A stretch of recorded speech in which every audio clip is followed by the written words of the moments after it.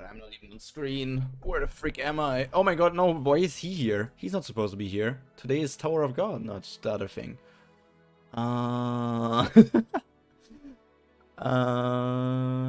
Read this. I don't need the filter today. Unless Haku will copyright strike me.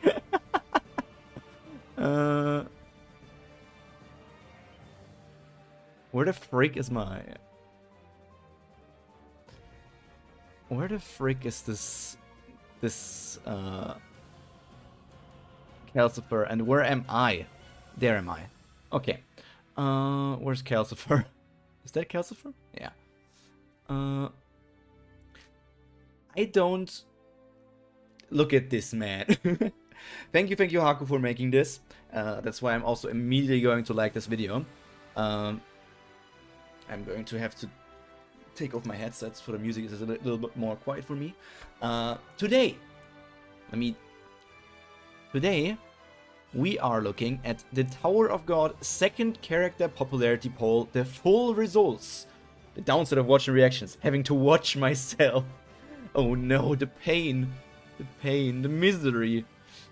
Yeah, you're now going to see yourself talk for 2 hours. Where the freak is the... Chat should be on screen. I don't know if chat is still asleep or... if I somehow messed something up. Which one is chat? Is this chat? I think this is chat. I think it just sleeps. I think it's just asleep at the moment. Okay, but first, one thing that I wanted to do before going into the character popularity poll was to make my own top 10 to see if I can guess some of the top 10 correct. Welcome though, welcome. I hope you had a nice day and nice Monday so far, and it's only going to get better watching this popularity poll together with me. So this top 10 is not what I think the top 10 will be in the popularity ranking. Well, slightly what I think it will be, but also partially like what I want it to be. So I love predictions, lol. Let me just adjust. Should I make this in the Pokemon Emerald font? I always use Sitka small. What if I use the Pokemon Emerald font? Pokemon Emerald font. Top 10 prediction. Which color is nice? I think... Does black look okay? Kind of difficult. What if I make it a striking red? Nice. That's something everybody can see. So then we can type in 1, 2, 3, 4, 5, 6, 7, 8, 9, 10. Let me make this okay and pull it smaller. How small does it need to be? This works. How do I guess I can keep it in the top right. Okay. So, my number 1, even though I know she is not going to get number 1, it's Rachel. This is it's not the most popular character, but it is the character that I voted for every single day. Okay? I voted for Rachel every single day. I can also tell that some of my friends that read Tower of God and are not like part of the community or don't watch Haku or something, I told them that there is this character popularity poll, and I talked with them and said, you need to vote for Rachel. She is the best character. You know that. You cannot argue with me. She is the best character. So I got some people who also read Tower of God to vote for Rachel. So that is the best character. No doubt about it. Why do you... I think Rachel is the best character because she progresses the story. She feels like a character that is not completely bastardized in a way. And also, just whenever she comes to the story, something interesting happens. That's my arguments for why I really like Rachel, not necessarily as a personality, but as a character in the story, she offers a lot. Like, whenever she's there, we see developments, we see new introductions, we see something crazy happening. So I feel like that is enough for me to make her my favorite character at this moment. Roaching her way upwards through chat tool alliances once more. And then I just think characters like Yuri will place extremely high. It will be waifus at the top, so I'm not sure where Andorfi and Dorsey is going to place. I don't think she will be number 3. I personally think that Traumara is somewhere going to be in the top 10. Maybe not. I don't know. It's hard. It's hard to think. Let me just write down the names and then see if I have to resort them.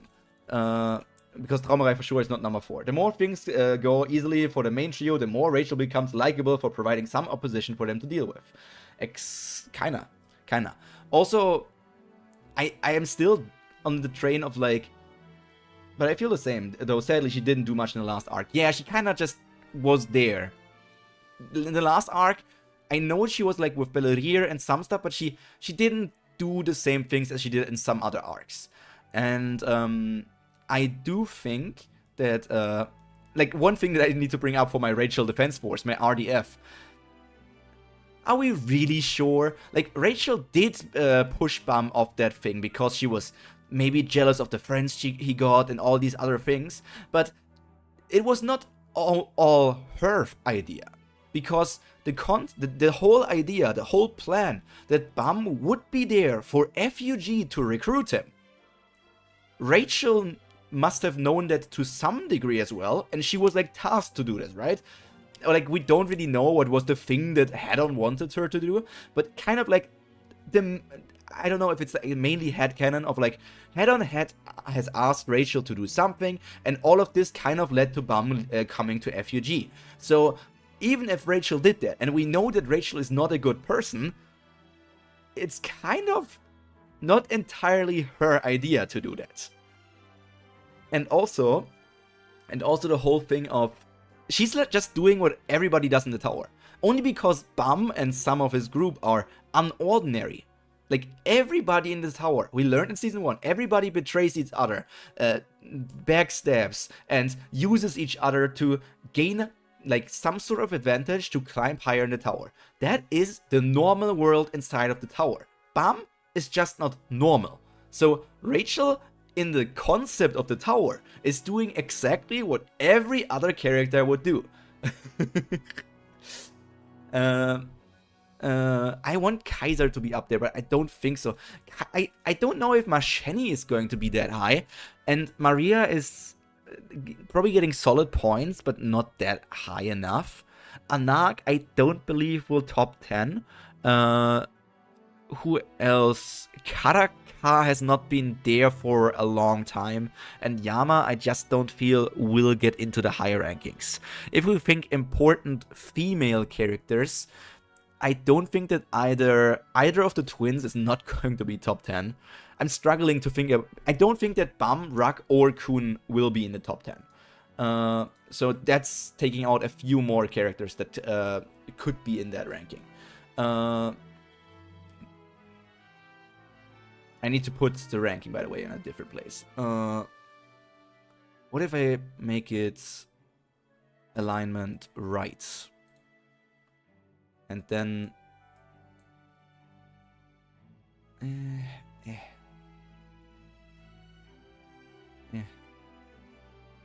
I mean, it kind of works. It's kind of blocking my face, I guess.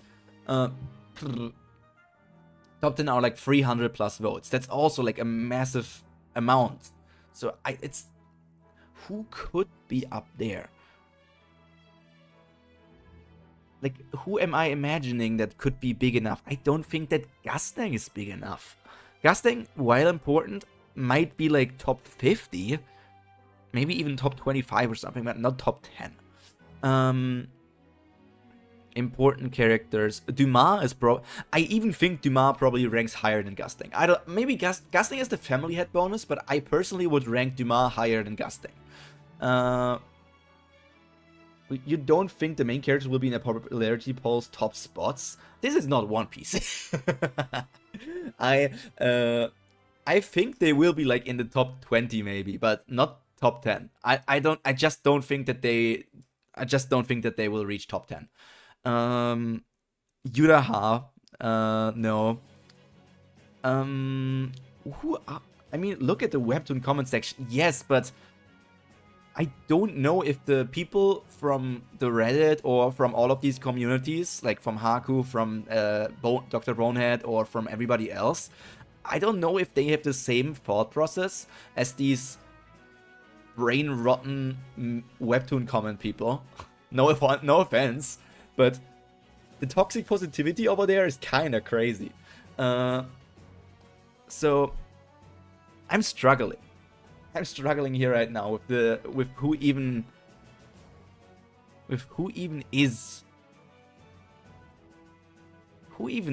a Tower of God character. I'm just going to throw a few in there. I'm going to change Traumerei down to maybe just down to top 10. I'm going to change Endorsey to maybe 5. And Rachel is just my personal number 1. Yuri is probably the actual number 1. And then I'm just going to write down people that they sim for. I found elusive modern audience. They were in the Webtoons comment section all along. I'm just going to write down the one they sim for. Mashani. Karaka is just not relevant enough. The same for Jinsung. V is no way is going to be that high. Amizu, no way. Even... Oh, this guy. This guy is probably going to be up there. White / Joaquin. I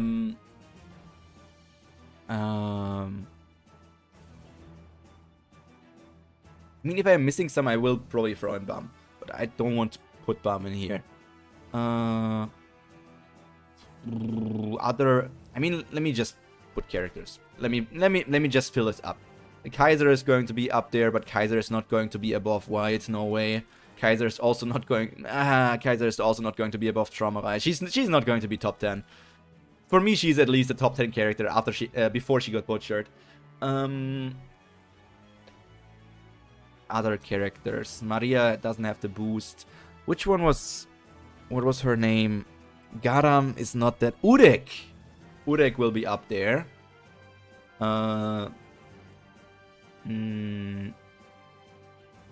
We just need 2 more, and then I have the top 10 placed here. Oh yeah, Hwaryun. Hwaryun. The one of the worst characters in the story.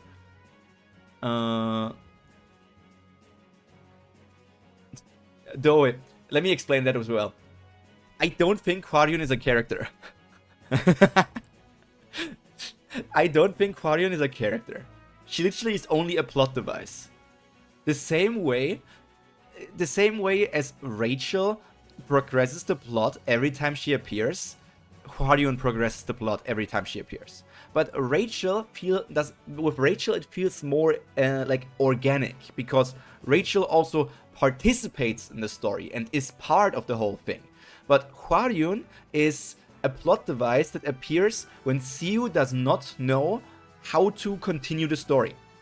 Bam finished his fight with Dumas, and Bam did not know where to go, not know exactly where to find the family heads, not exactly what to do.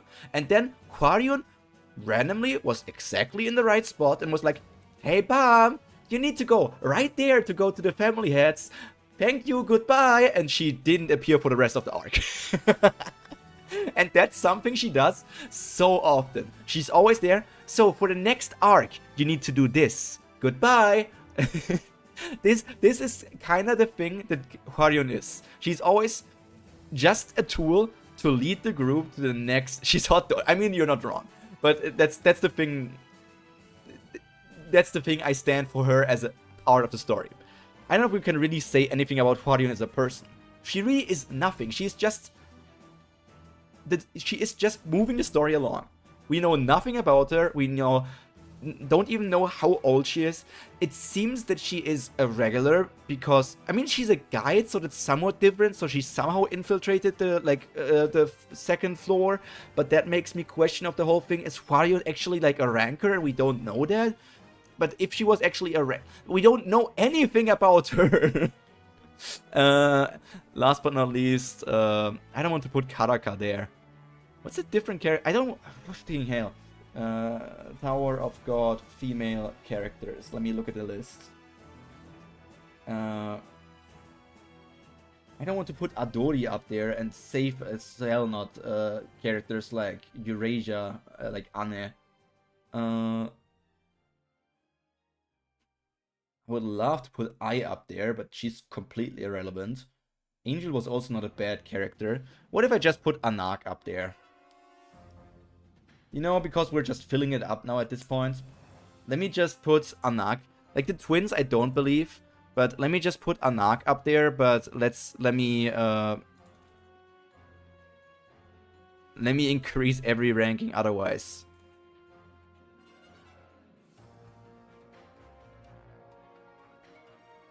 This is a completely wrong rating, but I just am going to use that. This is just going to be my first top 10. I do believe that Rachel is my number 1, but I actually think Yuri is going to be number 1. Then Masheni is maybe going to be high because of the Sims as well, and because she's kind of interesting as a character. I feel like there was one you really would have put there if you had thought of him. Am I forgetting something? Huts? No. Shibisu? No. Who am I forgetting? Duma? Who am I forgetting, Aku? Who? Whomst? Whomst am I forgetting? Let me stop the Fire Emblem music for now and make... but he said the main trio isn't. So yeah, I'm not going to put the main trio up just because I don't believe in them. And if they are top 10, it's horrible. You never mentioned Luzlek. I mean, in my head, I thought about him. In my head, I thought about him. But I think Luzlek is popular, but not top 10 popular. I think he's top 20. But I just don't see him as top 10. I don't know. Somehow, I don't believe in him. Okay, let's analyze. So, seeing as there are, like, we see, like, the different evolutions in the background, which means that in Pokemon Legends ZA, there will be a new evolution. And we see Pikachu, so that will mean there will be a Pikachu Mega in Legends ZA. But it's not Pikachu, it's not Raichu Mega, it's a Pikachu Mega. I thought you would have gone for it. Actually, no. And Soifon will also make an experience in freaking Legends ZA. Okay, background analyzation. Continue. Heyo everybody, Haku here with the results for the second Tower of God character popularity poll. I'm mostly, for this video, just get into the results and go through the results, give what insights I can here and there, but just going through all of these names is going to be a really long video. Yeah, this is 2 hours long. Even the stream for me is going to be so much longer than my ordinary Tower of God streams or any other stream that I do besides maybe my Omniscient Viewpoint work streams. So this is going to take a while. Very Pokemon focused background because of the Pokemon announcement last month. On like diversions or personal opinions or anything, so I'm mostly just going to give you the facts, the information, where the characters landed and everything up here on screen. And I'm just cutting in here at the beginning to do this intro really quick, because there are a few thank yous I want to give, and just some general information. So to run through the general information... You can speed it up if you want. Also, though, it's not like I want to hear myself. It's pretty quiet for me. It's quiet? Characters involved that you could have the choice to vote Subtle hints that Ashwa has won the poll. Then there were 2 that I thought of that I was I can turn it up. So there are even some that are missing from that 538. As far as votes go, we managed to get 12,013, which is insane. I think this should be a massive thank you to all of you first and foremost, because quite literally, without all of you can voting, double we would time not the have beginning had then, I over guess. 12,000 votes. I think that's crazy because to me, last time I was like, hey, if we get 2,000 votes for the first character poll, which was in 2022, I was like, I'll be happy. 2,000 votes. We got 17,000, which is insane. And this time, you know, the raws, the scanlations are way ahead of the official translation. So there are people who kind of 3 months ago read the most recent chapter, and if they're not keeping up with like Tower of God, you know, fan content or Tower of God like fan areas, Reddit, Discord, whatever, then you know they might just be checked out of Tower of God because they've already. To be honest, when I learned, which was only very recently, that's the official Tower of God translation, the English, was 3 months behind, I was very shocked. Like I know that the English translation is always like a few weeks behind, like 3 weeks, maybe 4 weeks, maybe sometimes 5 weeks. But I I was really surprised to hear 3 months. Like that amount of time is insane to me. Chapter. So I thought it would be tough to get as much, and even getting to 10,000, I was like, you know, it'd be nice to get more than we got last time, but even getting to 10,000 I thought would be very difficult. So to surpass 12,000 is insanely cool. This one ran from January 27th to February 27th, 1 month voting period, just like last time being in, you know, I think it was August to September 2022, it ran for a month. So, you know, 3 years later, last time it was kind of right at the end of the nest. This time we're right at the end of the season, and I guess that's all the basic general information for all of these. I'm going to give out some thank yous though really quick before we start. I definitely want to thank, well, I said before, thank all of you for voting because we literally couldn't get here without that. I want to thank some other content creators like... Before he gets to that, before Haku gets to that, I hate myself for having missed days. I could have voted I missed at least 5 days, which would have been 15 more votes for Rachel. And you know what that could have meant? A whole place or something. I will see those rankings in the end and be like, oh my god, Rachel is missing those exact votes that I could have done. Oh my god. like Dr. Bonehead. Oh, it's live now. Wish I could watch now, but I'm on my way out. I will watch it later then. Okay, Ichigo, have a great time out. I hope whatever you need to do is going to go good and it's not going to be too annoying. But the VOD will be there for you to watch. And you can even put the watch in higher speed if you want to. Without a huge reach and audience like his, and also him just promoting it every single stream every time was really huge. Nia Hemmings, always helpful, sharing things, making a community post, people who've brought it up in their streams or videos, or people who have just shared it, like Animosity or Pyro Prima or Amy Angel. I wanted to say thank you to all of them. My name. Anybody else did too. I'm so super sorry for forgetting if anybody else did, but they went out of their way to share and promote things. You as well. To share and promote things. And 2, especially big thank yous I want to give out. 1 to Boss Jesse, who's always been amazing. I don't really use Discord much outside of my own server, so I'm not really in the Tower of God Discord server, but Boss Jesse shared everything there. Huge thank you. And a massive thank you to Pate Arial, who always does so much to really help with the channel and stuff, but went out of his way to contact the mods for the subreddit. I don't really use Reddit in general at all. I'm not really a Reddit user, so went out of the way. Reddit is one of the most toxic places existing. For the subreddit, and when Pate didn't get maybe answered, even worse than anyway, and then got the Twitter. mods when they did answer to pin that. So huge thank you to Pate, and also to the Reddit mods and everybody who voted and came from Reddit. So yeah, huge thank you to all of you. I wanted to just say all of that before getting into the results. And with this kind of longer than I had hoped for intro out of the way, let's just start talking about these. I'm going to give you the full entire results all the way from 0 vote gang to the #1 spot. Let's start with the 0 vote gang. And my usual purple here clashes a little. Do I need to pause? I mean, I don't want to talk over Haku. The bull didn't get any votes? Arya Honza Heart? Hon? Like, that's the main guy. No, wait. What was... That's the main guy. Is that the main guy? Arya Honza Heart. Is that the family head? Oh, no, it's the princess? I mean... I guess it's a prince because of the heart, yeah. Because Arya... Is his name Arya Hon? And his daughter is also called Arya Hon the Heart? I guess. Explain every character. Okay, a little bit with the orange of the character poll, but I'll be sending out all these Apple results didn't get any so crazy as well. David, have them yourself. Anak's mother. I'll be leaving that for all Catan! of you to do whatever you want with, and I will from memory. La Rouge! Oh my god, I'm seeing. Tell you who all the characters are, so that you have at least a little bit of background. That's another thing. Tell me your predictions before you continue in the. Like, I don't care. Arya Honzahard, Arya Rosahard, I don't know anything about. They might even not be canon. I don't know if they got even mentioned besides a blog post. I don't know. I don't remember those names. But seeing freaking, I don't know who's behind Haku. Catan, the Bull, Blarus, Cassano especially. Cassano the most out of all of these. And then, I mean, David is also not that important, I guess. Apple also surprises me. Ancient Blastoise is wild.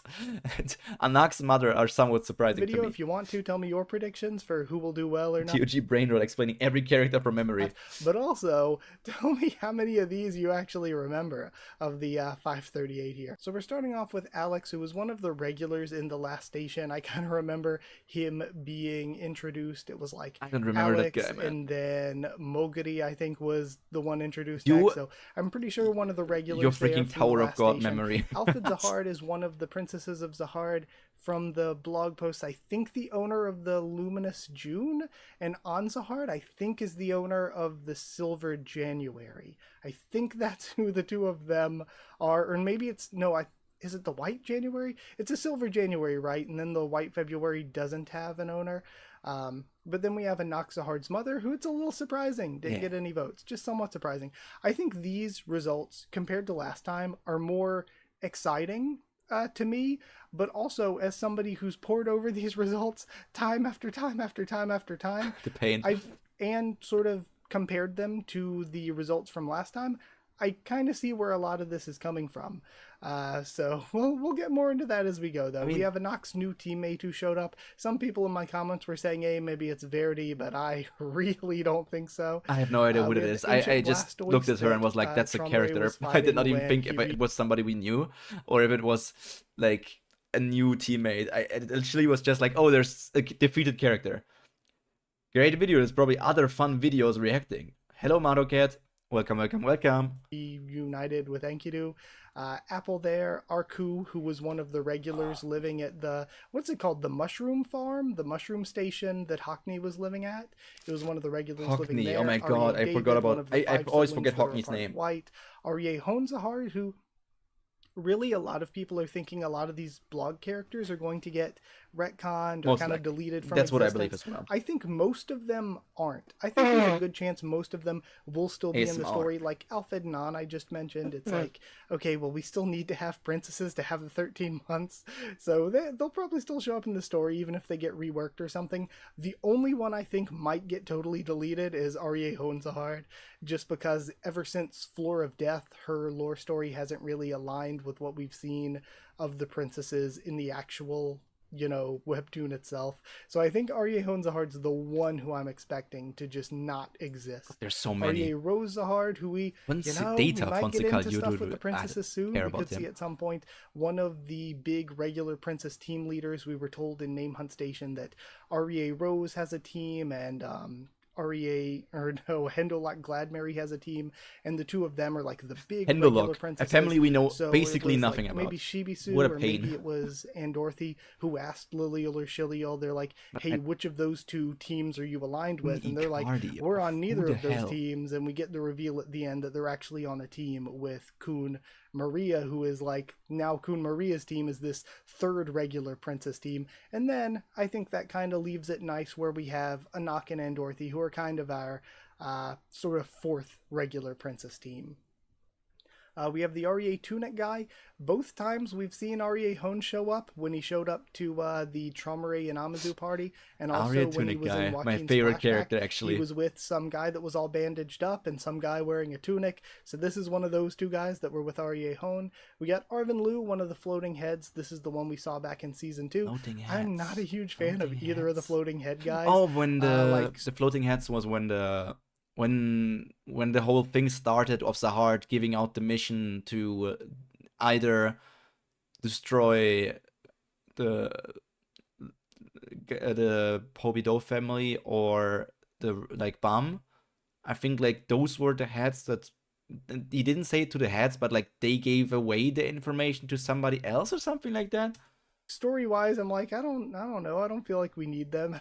I don't know. Something about the design, I just don't like it. Yeah, the goofy so I'm not a big fan heads. of the floating head guys. You have the Ashen Badger, one of Tromare's creatures. That the only floating head that I care about is the floating baby head from Phineas and Ferb. That is my goat of the floating heads. Became, I guess, Umtiti's creature. Belberhino was a sort of distant relative of the Hendolak family, related to the Hendolak family, who was during the only Helltrain guy. saga during one of the tests. I actually remember him. I actually remember this guy because he is basically one of the only things where we have seen somebody related to the Hendolog family. Arvin Lu talked to the Stua Arthur, I think, right before last station. You have Damn, Belix, who was one of the gamblers during Workshop Battle. Beniamino Data Casado, Snake who is Charmers. a very funny part of the Zero Vote gang here, but also just did not do well last time either. And it seems like the anime did not provide a boost whatsoever. Blaroos, who was one of the regulars that Kuhn brought into the testing area with the Mamba and Dana, was part of the Crown game, and like then 2 ended or up 3 and being Rich a part Rapid of the final team to pass with Bomb, but then just didn't show up again. Was one of those that just passed with Team Bomb and then didn't show up again after season 1. Bloomer, I think, was the Guardian that Hua Ryun and Rachel's team hit in the nuts, right? That was Bloomer, right? Bong So was one of the don't ask me, Haku, please. My memory of Tower God is not that good. Sort of dog fighting people that was at the very, very beginning of season 3. You have he was Lulu's boss. You have Bathman Bundoban, who was in the opening for the anime season 2 part 2. One of the where the frick are we? Bundan one. Oh, he was in the open. I don't even. Regulars competing in the final tournament there in the Workshop Battle. Bruce, who was Yogurt Auntie's like teammate or whatever, who really just got beaten up, and that's about it. Bruegel was one of the regulars at Revolution Road. I'm even surprised that they all have names. Another one that competed in the Battle X Gamble rounds of Workshop Battle. The Bull, of course, from season 1. Buen was the only real time we have Buen is Buen was traveling with Ha-Jin Sung when Ha-Jin Sung fought Calavan, and then at the end he's like Buen is supposed to fire the weapon from the El Rabina. So that's where Buen is from. Catan from season 1, just one of the regulars. Chatanawa was a member of Division 1. Yeah, Division Felix. 1 of the Golden 4th Squadron. Charlotte was, and I don't think Chatanawa showed up Carb again is not in season 3. She might have the fish, the sweet fish. No, sweet fish is sweet fish, I guess. You know, I always like kind of am like, I don't know if I count if a person's been killed or not. We'll see if we ever see them again. May have been killed by Evankel in season 2 and Last Station, but may have shown up in season 3. I don't know if Chatanawa was in the background at all in season 3. Charlotte, one of Heljo's minions. Chigrinsky, one of Hess's, I guess, underlings. Grande in Name Hunt. Wasn't Grande one of Doom's like big free guys when he came back to was Grande from Doom or was Grande from Paul? Like it was like one of the more important canines that came when they attacked Yama's place. I think. The Starbucks trio, yeah. Paul. Where the hell are they dead? I don't know anything about them. Was cut in half by Hatsu and died. He tried to they were just introduced to not be important. Shia's team. We have Chung, who was one of the big breeders. Rachel. Paul had the kind of lazy named minions. Paul was lazy named. You got Yama, you got Doom, and you got Paul.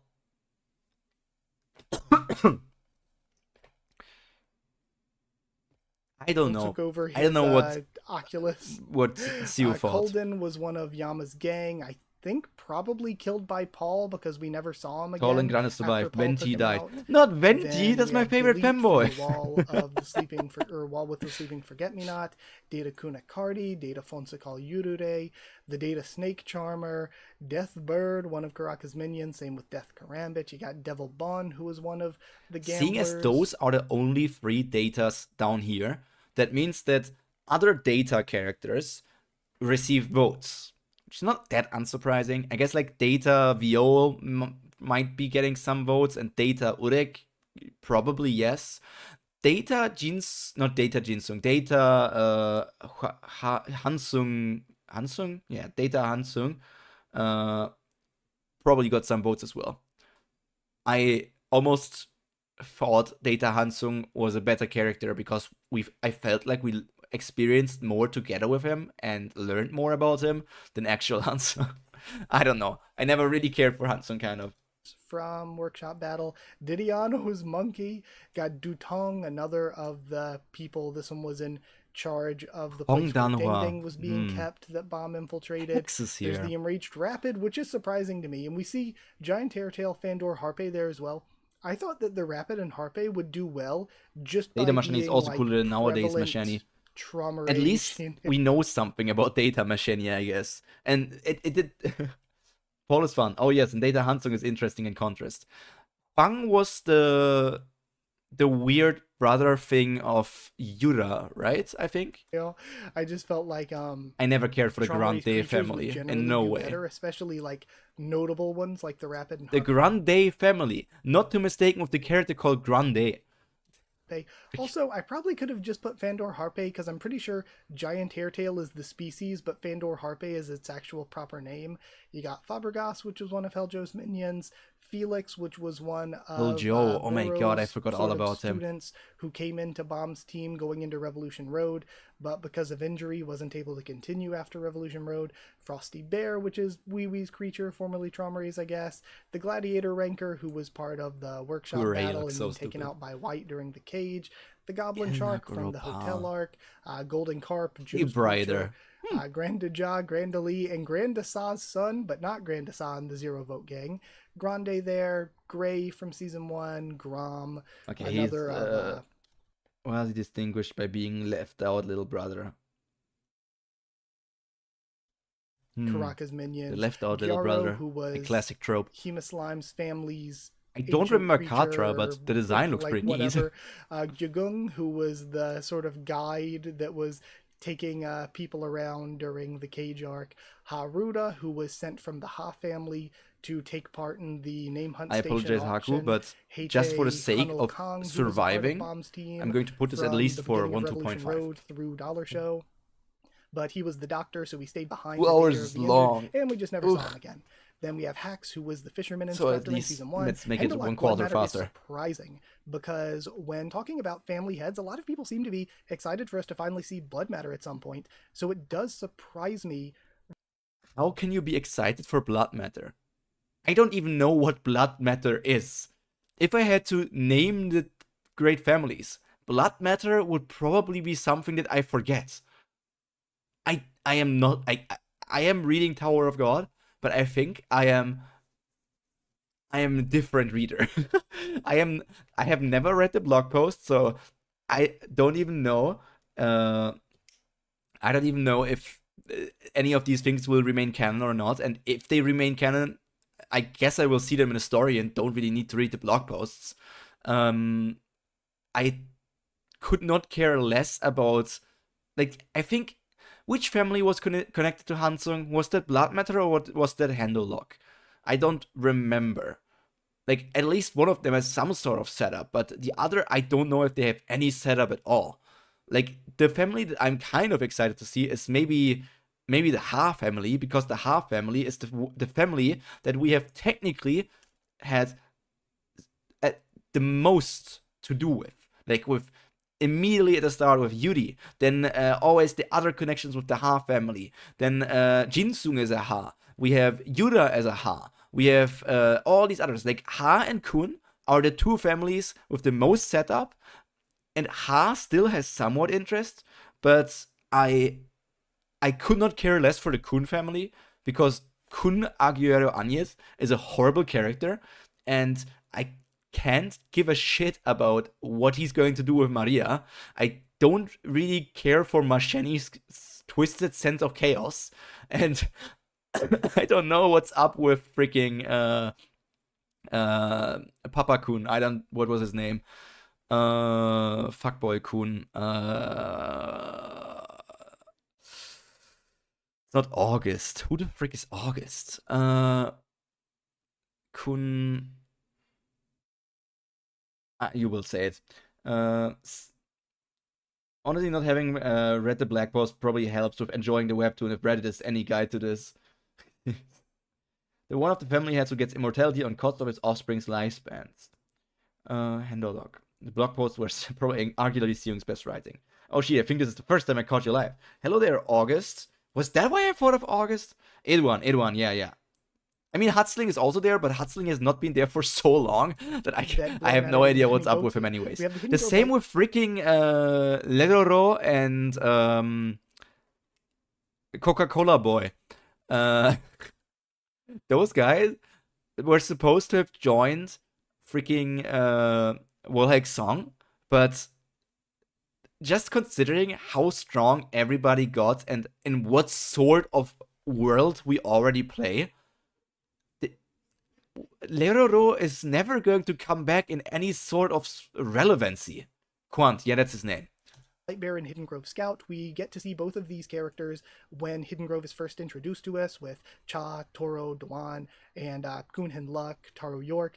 So we see these two, we never get names from them, and then we see them again when they're like in the ship base, whatever. However, we don't see them when Kunhin Luck is talking about the ones who are still alive, who were held On the captive. F So Tower, maybe they yeah, were because he put in didn't read the other contract walls, with Hansen. like Cha and Dewan were, and we know that Cha and Dewan were the last heroes left in the walls. The other walls, for some reason, maybe Hong their heroes had Dong-Wan already been Zero is a taken bit out, sad. or maybe they just didn't have. Was Hong Danhua... That was the character that still is with Yichua? Or Ichua? Because that is not the season 1 character which Endorsey got an ignition weapon from. I think that's the... He also has like the same sort of ignition weapon family kind of thing as the character from season 1, but he is also But I thought must we be had the some season, sort of line yeah. like, "Oh, the other walls have already lost their heroes." So these two might have already been in other walls and then just got killed or taken out at some point. So we will probably never see these two again. I think the best being And one of I the two think Kun characters that did I season didn't 3 was include, planning there is not a good to have panel of them, Livov's but bullet there's hit the another guy that when they're Windbird. in the ship, when Zero they're in should base, just there's a not guy have with, like, regulars these front and center in diamond-shaped high ranker dips at the bottom situations. of his Oh, 100%. 100%. And the whole thing is also... I feel like it's not necessary to have them there. If you want to have a strategist, many of those characters are smart. They are rankers after all. Like, if they became rankers, there are some rankers that reach those places with pure power alone. But you cannot tell me that Levav, who is a trained sniper, needed to have Kunagi Aranyes tell her how to properly proceed with the thing. Like, if you gave her the moment of discovering this whole thing by herself, it would have been just as good. Shirt that's in their base at that point. And when Liboric is talking to Kun Hinluck about the ones who are still alive that he frees during the first defensive wall of the nest and everything. Kun tricked her, remember? See I Taro don't York. remember anything about Kun, because Kun is just... I try not to remember anything about him, because it just enrages me. It just enrages me. And we see the guy with the diamond things at the bottom of his shirt. So Taro York and the diamond shirt guy, those two might still be alive, actually. If we are to believe Liboric just letting them free after Kun Hinluck sacrificed himself. High Leech Monk from the Floor of Death, high-ranking Ha family member. Hellman, not to be mistaken with Kel Helen. What's the name? I think there was a name. He tricked her into shooting through that teleport thing. Why did he have to trick her? I don't remember that. From Chonhee's flashback. This is a high-ranking member of the Ha family, so I wonder if we'll ever get more details on who they were.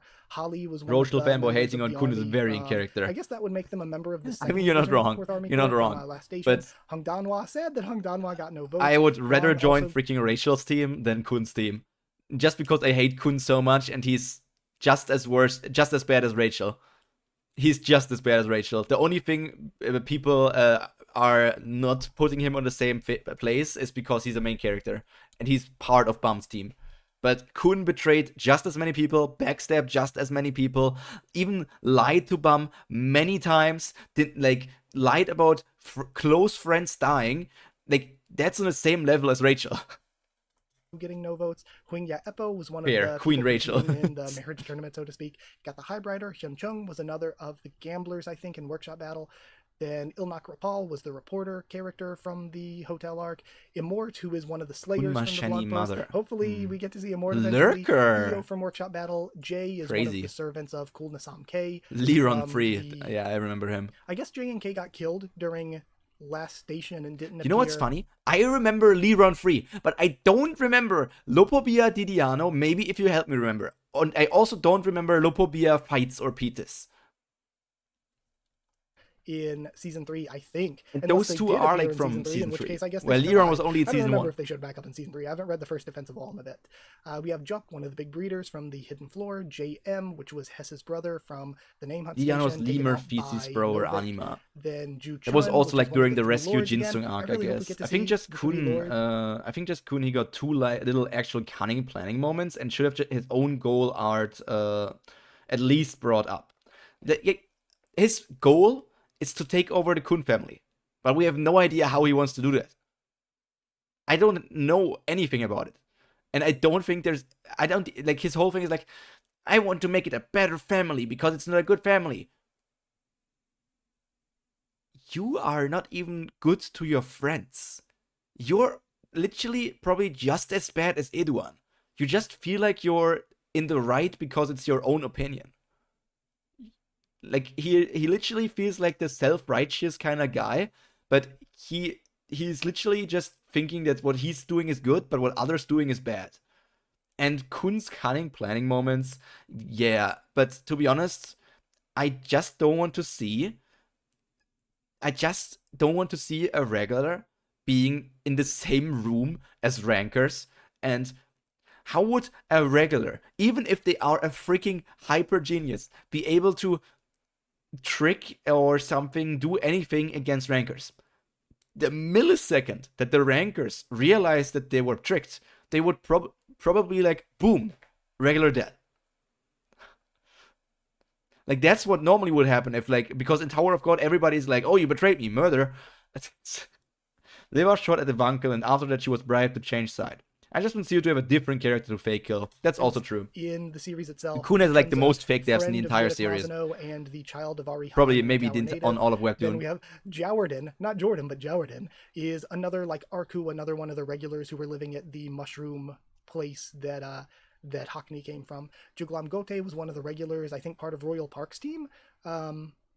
In the Revolution Road arc, Collar man, was I came back the to guy my favorite character, Slander. Deserve those. I apologize, man. Who, when Yama first gets like, so Collar shows up and he's telling Kal Rahim, who Kal Rahim's next actually. Kal Rahim's the ruler of the wall that Cha was kept in, the Wall of Peaceful Coexistence. So Kal Rahim was being told by Collar, hey, you know, Yasracha's here to take out this wall, to take out the hero and everything. And then just Yama seeing all of these Lupobias nobody gives a shit about. Katra was one of the people trying to there were way too many characters. One of the people trying to couldn't stop being a top 3 character after the Dala show. I need to reread Dala show because people rate it quite highly, but I don't really remember that many fun things about it. It was not bad, but I just don't have it in any big like memories. Louis being down here is also kind of surprising, but it probably is like because he was an important character for a very short time, I guess, and it's not relevant. But I felt like he might have gotten at least like 2 or 3 votes. Doom, Kehelman was, I think, one of was the one bards on of the ones wall with Rachel that was interesting. Peaceful Coexistence. Kel, Yule's partner, we haven't seen too much. I always called him Discount Batis in all of my reactions. We got Kasa, the other big head guy. We saw this guy in season 3. Kulnasam K, one of the, I guess he's. I don't think we have 1, 2, 3, 4, 5, 6, 7, 8, 9, 10 Lupobias down here. Seeing as they got 0 votes, they probably never needed to be in a story. You probably could have somehow made the story work without these characters. Not all 0 vote characters are like that, but for some characters we can make that statement. Yeah, he doesn't need to be on the front. As Spam's moral support, good through, he got a bit way too flat. Has he contacts, family, ambition? He's a division vice commander. He got the sweet fish. That's the only thing that matters. Echo vs. Angel was pretty fun. Then there's that was a pretty good fight, I remember. Man, we got so many Lupobias throughout the so when and Ruck should be dead. Shows up, he has 2 Kuns with him. We know that Ruck some and Kun should both be dead. Started their family making earlier than others. Plot armor already had 2 adult children by the time of Traumare's party, and these 2 show up with Edwan. And that's kind of all we know about them. I wonder, again, they have to be extremely old. You would think they have to be some of Edwan's first children. So that makes me wonder if we will see more of these 2 in the future. Nah, I don't believe. Sweetfish might be the worst thing in the story. Is one of Kun Edwan's Sweetfish and the made everything walk down. I told this many times. Maybe I should make this what if scenario in freaking Tower. Maybe I should. I have this whole One Piece what if scenario. Maybe I should do a freaking Tower of God what if scenario. I even This is already. I'm love getting sidetracked. I once had a video series idea that I wanted to do that was basically, could 1 billion lions replace Bum?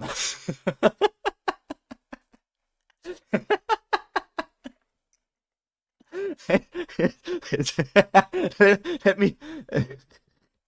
Our Lord and Savior Sweetfish, who carries the main trio, and Dorsey should be dead for being next to two family heads battling. No Bum deserves a friend from the start, but only Kun and Rag need to be alive for that.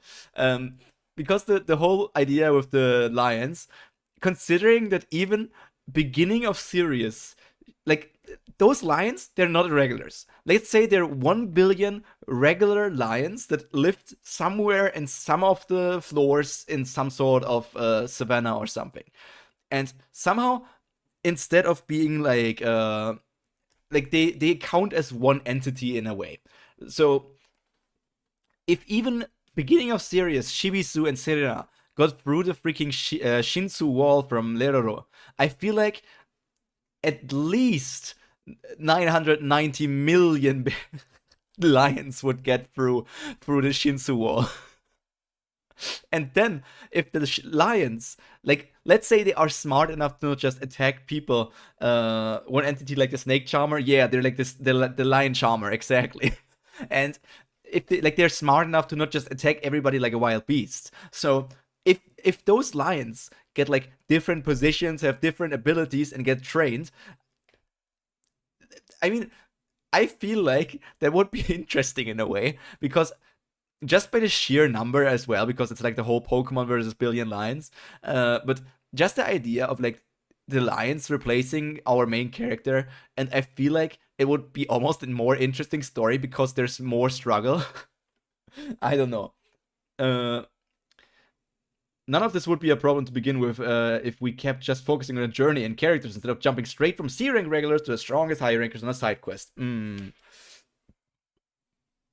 But for the Sweetfish thing, I had also like an idea for a what if scenario, which was kind of just like, what if instead of the season 3 that we got, season 3 was a continuing of, just like Haku said, of like climbing a tower, getting stronger, but they still went to this character that told them, well, you need this kind of flame to unthaw, or like to thaw out Kun out of this ice. But I can't do this anymore. My flame has died out. I am incapable of doing this. But he meets Ihwa. And Ihwa is like said to have like the most destructive flame and something. So what if he was like, but you have the potential to get the flame that is required to thaw him out. And so over the next story, the next season, we see everybody getting stronger, trying to find other ways to maybe rescue their friends and things. And Ihwa spends most of her time trying to practice her flame control, try to get better at flame, maybe even try to not only have the most destructive flame, but also like the best healing flame. And then at the end of season 3, after like hundreds of chapters of a journey where we see Ihwa's journey of trying to better be able to control her flames and everybody getting stronger, maybe then Ihwa could have fought out Kun, and I would not have been as mad for Kun being alive. Hidden Floor was the point of no return. Bum went from top tier regular to ranker. I quite enjoyed Hidden Floor, but it needed to happen like halfway up the tower. Whoa. You were asking for development of pre-existing characters? Yeah, I need to calm down. I know. I'm going insane. That's why I like series that aren't afraid to just cover other character stories, like Siu actually did kinda well in the past. Hard and Ron. That's also why I'm excited for the spin-off. I don't know what the spin-off will be about, but I'm kind of excited to see what it could be. After her mom, or if she, like, when you start spoiled by Kubara, but yeah, so you did have the characters do stuff and grow up in interaction. So you can like enter in whatever name you want when you start climbing as a regular. Ready for Wangnan season. So oh yeah, right, it was a Wangnan thing. Or if she just took her mom's name when she started climbing. But either way, this is the wife of Edwan and the mother of Masheni and Ron, because Masheni and Ron are full siblings with each other and have Ron. I also completely forgot about. Aguero, all the he was interesting, but I could not care less about him. Kohler was called the chairman. He was a descendant of the king of the people that got put in the wall with the sleeping forget-me-not. Maduraku, I remember actually. Forget-me-not. You have Kone, one of the regulars from season 1. Kong, one of the regulars from Last Station. I keep forgetting Last Station. I keep tripping myself up on it. Kronka is the. I take Team Run too. Where's Beta? I forgot where Beta is. To be fair, the Korean netizens are harsh anytime he gives other characters flashbacks, the community riots. The Korean readers hate the feline people backstories. Friend of Garam, and they were roommates. Man. Kronka's doing something with Garam. Then we have Lazy Elgor. They were roommates. Thank you, Joshua. Joshua. Who was the person who's in charge of the last station. You got Liron 3, one of the members of one of the regulars during the early parts. The feline backstory was pretty cool. Leg, who was another of the regulars competing. No clue, another character who vanished. Gamble portion of Workshop Battle. I think he was in the same round as Bulgasario. Those two were introduced together. Lopobia Trump? You got Lopobia Didiano, Lopobia Fights, Lopobia Keruru, the Dugan. Remind me of the Super Eye Patch Wolf video on Mr. Pink in OP. Super Eye Patch Wolf video on Mr. Pink in OP. One Piece? They were a highlight of season 3. For you. To be fair, Koreans are just really ruthless in comments in general. Maybe I should be a Webtoon romance reactor and not an action reactor. Meyer, Lopobia Porp, who was the one sent Koreans to, complain about anything. You can even generalize more and say everybody, and everybody complains about everything. Lopobia Wee looks like being around in the recent arc just did not help them. I guess Umtiti wasn't really around. Lopobia Yorari, who was the head of the Snake Branch currently. Don't know if they survived the issue of the things that happened in the nest or not. Lopobia Urayo, who was good at one thing, which was stopping REA swordsmanship, and was taken out by REA swordsmanship. Failed at the one thing that they were supposedly meant to do. You had one job, man. Luca, who was one yes, of Catboy season was great. Friends, I guess, from the Cage. Lulu, who was one of the 10 bosses, taken out by Sachi. Then you have Mad. Yeah, Lulu was taken out by Sachi. JM wasn't one of the 10 bosses, but he was taken out by Novik. And then Variel Vani was taken out by Huarian. Then Mad, which is one of the children of Mixeth. In the blog post, Mixeth has 5 children that we know of. There's Flux, who became one of the 3 lords of Zahard. And then there's Mad, Max, Mai, and May. So you see all of the rest of them also not getting votes. You have I Mad have no idea what he they was are. the one who did the experiment on Mirror of the Past. Horyang and Kasano, Madarako there. We see May also down below. Who might be a Raptor's daughter. Then we have Magix, who was a member of, I guess he's a member of Wall Haizong. He was running the place where everybody stayed at. Are we also getting to the Poppy Dose that were completely irrelevant? Octopus Woman, one of the 10 bosses, taken out by Dorothy. Then Masha. Can I say that I don't like Verdi? I don't even remember if Octopus Kim was Verdi's octopus, but Verdi always felt bad. Was she only there to give the power up to Goseng and also to Prince? But for what? Goseng and Prince were never relevant after that anyways. And if we wanted an anima, Narae always already existed. I don't know. My girl Narae was robbed. Who was in the final tournament of the workshop battle. Masha and Paul Belkron were the ones who fought Rak and Yiwa, I believe. Then McCage, it's funny, McCage, the least active member of Yusracha's army corps, despite being like the number 2 to Yusracha. Medley, Batis's daughter from the Hidden Floor, Mirror of the Past, also from Hidden Floor. Mitsubishi, I don't remember McCage. It's actually weird. Second division Holy shit. members of the army from Last Station. Mia, one of the gamblers from Workshop Battle, and also that's had a surprisingly low amount of Poppy Dose down here. She's a snake lady and everything. Moguri, I mentioned earlier, was mentioned alongside Alex when they were introduced. And I actually feel like Richemont maybe should have gotten a vote. Richemont was not horrible. I even remember him. That said a lot. Here, also a regular during Last Station. Myan not getting any votes. Poor Myan was Paul's creature that Paul and Jalulu and stuff used for transportation. Noma, who was the test director for the Flower of Zygena arc. Yeah, I remember him at Who least. was, I think, the 4th Division commander of the 4th Squadron, 4th Corps, whatever. I think they're the 4th. Kunhind Luck was the... I feel like I've gotten Kunhind Luck, Popodal Libor Kun, Kulnasamke. I feel like I've mixed up those names a little bit here, so I'm sorry if I did. I'm probably misspeaking a lot. But I'll only know that when I cringe at it when I'm editing. So and when you are reacting to somebody watching your video. Kun Hindluck was the third, the second being Chun-Hee, Taku and can first cringe being at Artie least Barkaran. 10 Octopus times. Kim was a character from the Hidden Floor. Pan was the test ranker that Bomb fought right before the nest. The party guest was swirly blonde hair. There are 4 unnamed party guests that I added to this. There's the one with the swirly blonde hair and the one who looks kind of like Elaine, because those two had a panel focusing on them, and I think they were sitting with other family heads when we got that panel. There's the one with red hair, just because everybody was making like theories of, oh, is that a Red Witch guide? Is that actually Waryunin? She's actually super old. Is that actually Blossom? I don't know that any of those are true. I mean, she could be a Red Witch, but you know, I only put in those 4 just because they were sort of notable. And also I didn't mention the one that was with Edwan sitting with all the family heads, just because, again, she was sitting with the family heads. Probably not anybody important, but who knows. Paul Belkron, I mentioned earlier, fought Rakan Yiwa. Then we have Pedro, the Death Eye, Bafama Morseto, who is one of the Slayers who's been mentioned but not seen. Person who might be Ackraptor's daughter. Kind of surprising that... A Slayer, huh? I don't remember that name, but I'll try to remember it from now on. Nobody voted for them a little bit. The pink girl from Name Hunt Station, we didn't get a name for her, but she's kind of around a lot in Name Hunt Station. She infiltrates the place at the end with Ron and Shia and Dan. The Popodao Book Police, no votes for the Book Police. Popodao Enver, Popodao Erno, Popodao Richemont, Popodao Varan. I think, you know, a lot of people would say the Lopobia won the war that happened, but the Popodao, I think, lost in terms of popularity.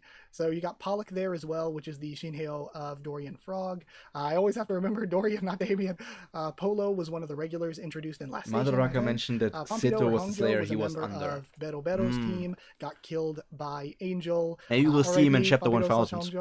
Pondo Zahard is also here. We see Rebecca Pon Zahard, 2 of the princesses mentioned in the Eurasia N incident. So the whole thing that happened with the Eurasia N incident was that a team of 4 princesses was sent and Rosial being down here is also... 2 of the 4 died. So there just seeing like those season 1 characters, seeing like the season 1 characters down here is surprising to me, because I feel like they should at least get 50 votes. Man, still on the 0 vote club. This is taking a while. A lot of people nobody cares about. And became famous because of it. Yeah, because who cares about Tall or Tall guy with Rachel? Died during the capture of Eurasia N. I think that's a part of the reason why Macheni is ranked in the top 100, is because of her being a part of the team that captured Eurasia N. Pondo, if we ever see her again, maybe she'll have a name change, who knows? But I think she will also kind of be another famous princess. And then Rebecca Pone and Uni died. We're probably not going to see them unless we get a full flashback to the Eurasia N I'll put it back to 1.2.5 when we get to the new ranks. And then also, of but course, for like, 0 votes, we're going to zoom down in 1.5 now. You know, a rumor that Haste Zahard and Zahard himself intervened. So again, I don't think we would have been told, hey, there's a rumor this thing happened. There's so many characters in Tower of God. If we do get more info on it, if it is way too many characters, then Zahard himself and Haste Zahard will probably be involved. Powler is another member of the... I mean, it's also because, like, in this popularity poll, we see every character. In other popularity polls, like when I see popularity polls of other series, you don't see every character. You only see really the characters that got votes. So all of these characters in like probably official character polls would not even be seen. He didn't kill off enough to... I mean, yeah, if we just saw like more deaths of some, then we also would feel like the world is more dangerous.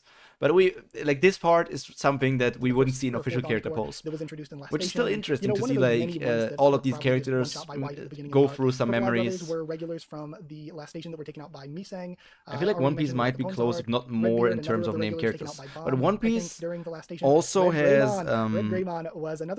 400 more chapters. 500 more chapters? I don't know. But yeah, One Piece has also has a lot of characters. Especially if you count every single random side character and random NPC that was somewhere and got a name. Who was around a lot. Has longer chapters though, at least in season 3. Like with, not wrong.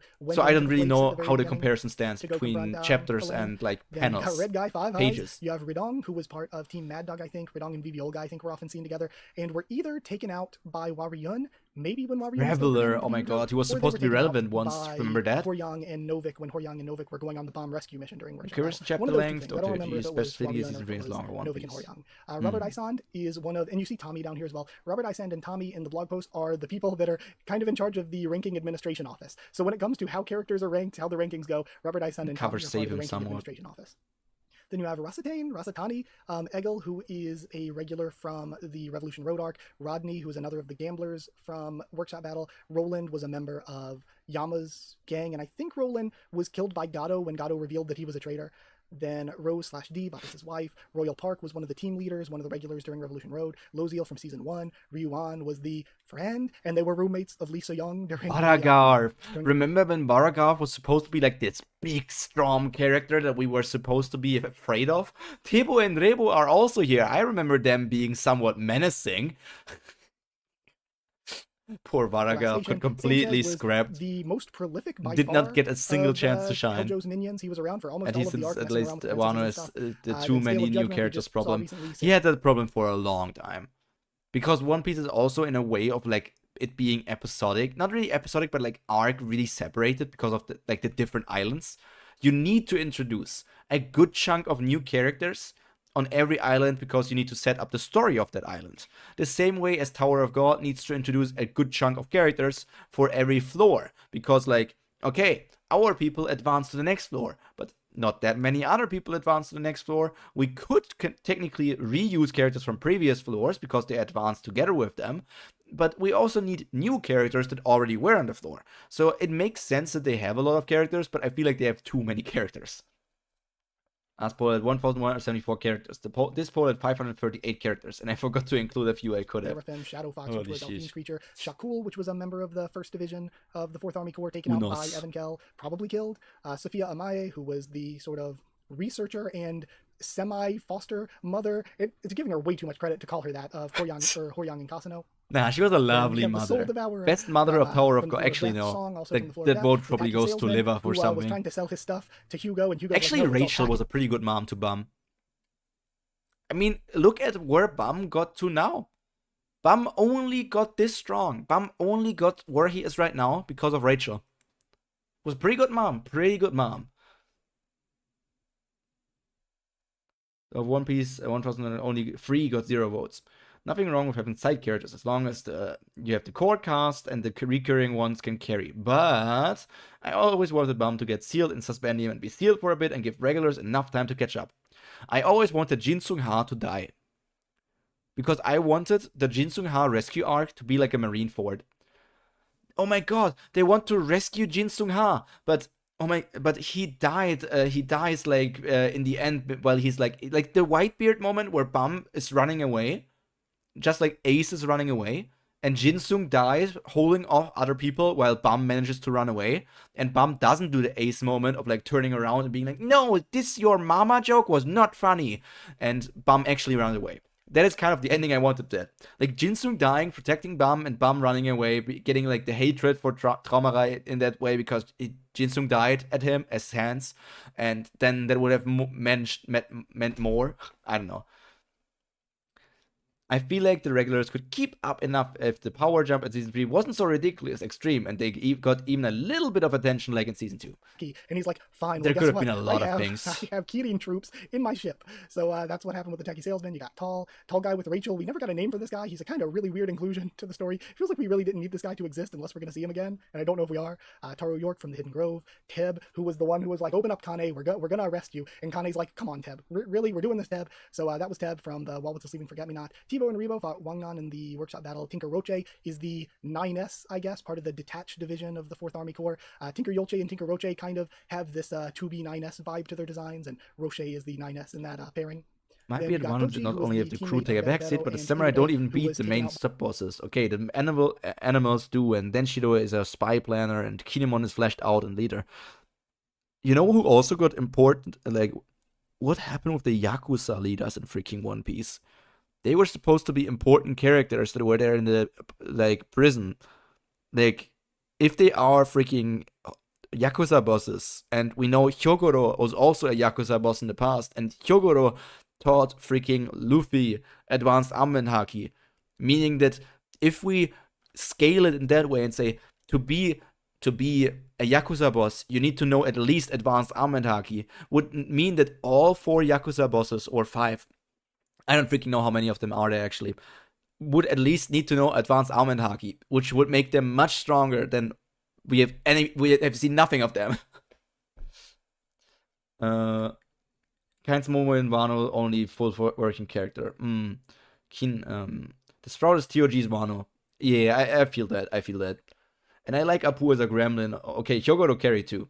Hopefully Tower God can recover from the Sprout like One Piece most did from Wano. Completely. Oh no, he wasn't killed by Joaquin. He was killed by Elliot, right? Elliot bifurcated. To see how and Tommy, I already Egghead was not bad, but Egghead also had its some weird he had moments. to give his life and Elbaf is looking pretty good right now. Much like Kane had to give her memories for not as good as my Elbaf arc. Drumray's Croc, his big green croc, killed Noobles, but hey, Noobles got the last laugh, it looks like. Then we have Traveler here. Traveler getting 0 votes. Not surprising, even though he showed up in the anime.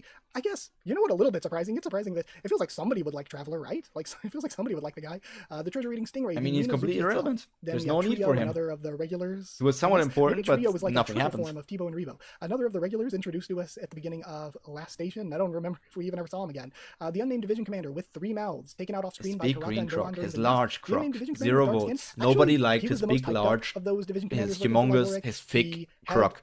He kind of did a little bit during that arc. Not as much as you would think how much they tried to hype him up, but he did. Yobok Doll is also down here. If he was given a name, I think he would have done kind of well. Like, I think people would have liked and voted for him if he had a name. Because I think maybe the speed is okay. Wangnan's mom, poor lady. The unnamed Machine ally who freed Highbrider, we never learned who this was. I kind of thought it might have been Maria. Theo was put in a bind because he had to finish the Lopobia vs. Pobido this next time skip should be enough to organize the story more. Time skip? You mean the hiatus? Or do you mean that there's actually going to be another time skip and Bum is going to be... After this time skip, Bum is going to be the most powerful character in the entire story. We legit have Team Sweet and Sour on the sideline. Team Sweet and Sour? You mean only Wangnan? No way anybody else from Sweet and Sour is going to return.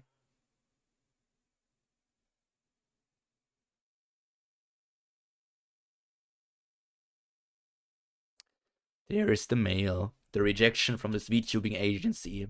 That's going to get a bookmark for me. That's my 10th rejection from VTubing agencies. We might get that reveal in the future. As of yet, no idea if it's Maria or not, or no confirmation, but may or may not have been Maria. Then we have Unos, Vanquish, Varagarv, Variel Vani, the key man, who was one of the 10 bosses taken out by Huarun, then Venti, then Vice Alter Director, Walcott, Wangnan's moms. Who the frick was Yuan Woon again? They look new Season 3 designish, but I have no idea who they are. Surprise, no votes here. Okay, why did he make that many Vegapunks? Because the 7 deadly sins, right? I like Lilith, but, and the Vegapunk stream is just, okay, he doesn't help, and he didn't tell new stuff. I mean, he did tell new stuff. Not even unimportant new stuff. He did tell new stuff. Only because we expected, like, the world was sinking or something, but there was pretty big news, and there were also some other big news. Yeonwoo is the source. Okay. He is the guy. The owner of the worst. Okay. I do think the hotel was the best arc in Season 3. Coming off a hiatus where he planned things ahead of time. I think the Sprout could have actually been good if Seo took a hiatus to plan it. I think Haku said that as well. I think on the Discord or somewhere. Maybe in a video. I think Discord. I want more people, also on Webtoon, to take more breaks. Just like One Piece has at least 1 break a month. I want Tower of God to have at least 1 break a month. I would not even care if Tower of God was bi-weekly, in a way of like we get 1 chapter every 2 weeks. If that helped to get some of the art that was meh-ish, like proportions and perspectives and the length of certain attacks, like if that could get fleshed out and Siu had more time to think about how he wants to progress things, I feel like the story would be better. Water Jelly, no votes for Water Jelly, and Wei, who was the other servant of Coolness K. And I kind of thought while making these results, I was like, is it supposed to be Y instead of Wei? Yongsuk, I remember that. Would sure keep a better quality if you had time to think and plan over stuff. Instead of Wei, is he supposed to be Y this entire time? Like W-I? White Steel Eel here, Yadu, who was the creature that Garam rode around on, that was Garam's creature. Then Yeonwoo, who, you know, sad, no Yeonwoo voters. Youngsuk, who's Yogurt Auntie. Yokim is like one of the guardians or whatever on the Hell Train. I'm pretty sure it goes something like, they're like, okay, we gotta fight Yokim, and Bora's like, well, time to get this over with, and Sachi holds him back and is like, no, Bomb has to do it on his own if he's gonna be strong enough to beat Joaquin, so then Bomb has to fight Joaquin by himself. Yoker, who was the head of the detached... Vegapunk's a genius who I will always defend. He made York. You know what's funny? Wait, what happened with York at the end? Is she still... She's with the world government, right? I don't know. I think she went with them. I don't think she got killed. Division or whatever of the 4th Army Corps. Hotel undercover dropped so on. good with the That's action fingers chopped choreo. off the Yuri High vs. White. Tiara was great. Yubako Gustung was vs. the Tron was such a spear mess, teacher especially for when the second floor. Gustung Yulia, created who was Shinha a as well. princess candidate who had something like, you know, Reflejo at least looked at her, and then Reflejo's whole Somehow made it possible for the regulars to still be relevant, which was great. Hotel did some pretty good stuff. and the people that killed his tribe were, or family or whatever, were wearing Pobedao family symbols. So I kind of thought about saying Pobedao Yulia Zahard, but like she's probably Pobedao, but we don't have the hardest of hard confirmation. And also she was a princess candidate. We don't know if she actually became a princess. But the fact that she was a princess candidate, and from the Pobedao most likely, means that she would have been pre-Eurasia N. Yung Chang-soo was one of... Hold on, can you Who the see frick these is on screen? Yoryu? Yeah, Yoryu looks just like a bad panel of Bum. To be honest, Yeonwoo could also be just a panel of Bum. Like a weird panel of like where Bum looks kind of disproportionate and has like a different hairstyle. Yoryu and Yeonwoo look very, very similar and could both be Bum as well. York joined Garling. Of Blackbeard? No. Okay, Oda keeps way too many things unnecessary mysterious.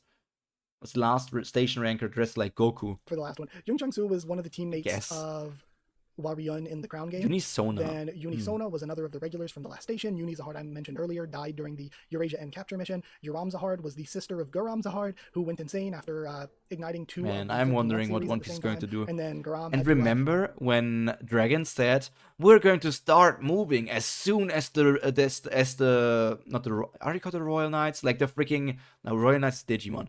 Like the Holy Knights, once they're going to move, we are going to start moving with our revolution as well.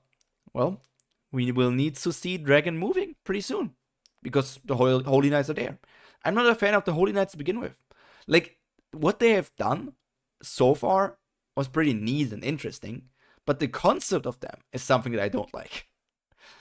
You have the CP0, which is the secret agency that nobody heard about so far, which is higher than CP1 and CP9 and is working directly for the Celestial Dragons. But even higher, there's the Holy Knights, who are actually Celestial Dragons themselves, who are also strong fighters. Dragon's the biggest fraud in all shonen. Put her down, so to speak.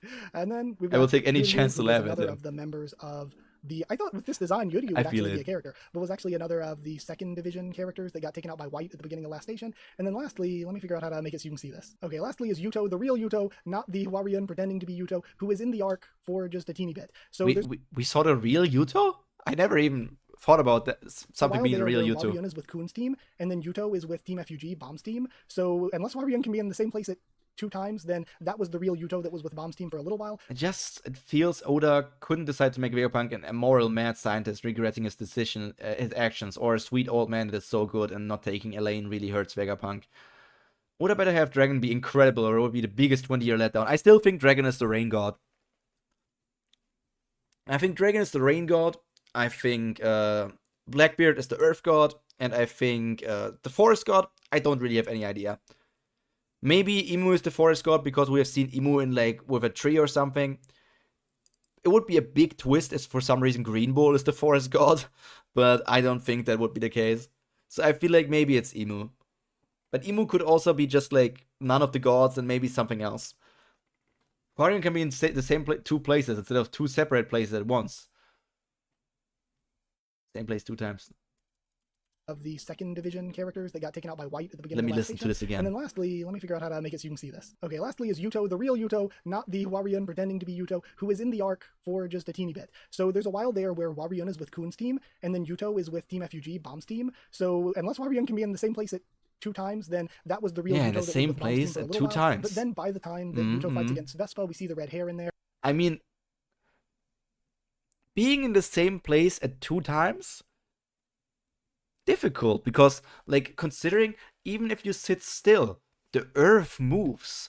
Do the towers like rotate as the earth as well? So she wouldn't be in the exact same. No, I'm not going to go on some rant about that. So Enel is the sky god, an unlikely crucial ally. I really thought Enel, when they said like thunder and stuff is going to be dangerous for Elbaf, I really still thought maybe Enel is going to return and Usopp is going to defeat Enel. I don't know. So by that time, Waryun was probably because Elbaf is going to be Usopp's arc, right? Elbaf is totally going to be Usopp's arc, just like Wano is going to be Zoro's arc, and Egghead is going to be Frankie's arc, right? Probably already And in freaking Yuto's place. Usopp can So, die in a while we've ship been if I taking care. Yuto's place, Yuto. And now that we've all been through that marathon, some of you might have even forgotten what this video is about. But in 253rd place, we have the One Vote Gang. Finally on One Vote Gang. Finally, we have Akronak here. Oh god, Kedra, Arya Banish guy Daria got Bandage one. I mentioned before. Arya Hagaferion Zahard. Avto, Batis, Bero, Sworn Enemy, Kanzone, Chung Chung from Season 1, Chupacabra, Death Lady, Devi, Dobo, Dragon, who was one of the quest givers for Hidden Dragon! Force. Oh my god, he did more in Tower of God than he did in One Piece. Getting into characters that I probably won't have to describe because you'll probably remember them. Fenrir, the God of Guardians, Gunter, who was one of the... Surprised Gunter didn't get more votes. I'm very pleased with you all. He didn't get more. One of the gamblers, I think. Because of the goon? I don't remember him. In Workshop Battle. Gran Abuelo, Grandesa getting 1 vote out of all of this. The Grey Wolf. Hot Shy getting a vote, interesting. We have Groban, one of the members of Team Little Yoon is a character I like, actually. During the Workshop Battle, H23, one of the members of the second division. Miam deserves more. Chunga also deserves more. Bomb over the time skip for a bit for him to activate 0 or whatever. Haste the Heart, I mentioned before, was a princess who was like the only known princess to be offered a 13-month and turned it down. Maybe and that as will well. Probably have something to do with Luis Guard looks like beta, you got like Hess the Dirtman, Gusting Light. The 10 bosses and the name. I think Wano having an epilogue in which Zoro actually talking about things about the swords or the dude. Wano needed a very long epilogue. I feel that Goon and Gunter would do crazy. Station Hong Chunhwa, one of Bomb's teammates, who again passed with the rest of the team in season 1 and then just wasn't seen again, has one of the 7 sacred swords. Would love to see that come into play again. You got Icarus, who I don't know if Icarus will be an actual character or not, you know. But either way, it was an option. Jung, I think, is another one of the test givers, like the quest givers during the Hidden Floor. Kendrick Deal, Kelhelm's Tree Buffalo, Kun's sister, his actual sister, who we have this little panel of. Knife, another of the random army members from the last station. I'm surprised Wang Nan's mom didn't have more. Of the I mean, I think the ones brought she's just a mom. We don't really know anything about. We don't even have like a good panel of her. Raku, Kakuka, Gray, and Blaroos were those 3, but you know, my memory might be a little bit off. Got Lisa Young from last station, Little Yoon, who deserved more. Lopobia Dokoko, who I think is a bit underrated. Lopobia Fuchile, friggin' Five Nights at Freddy's himself.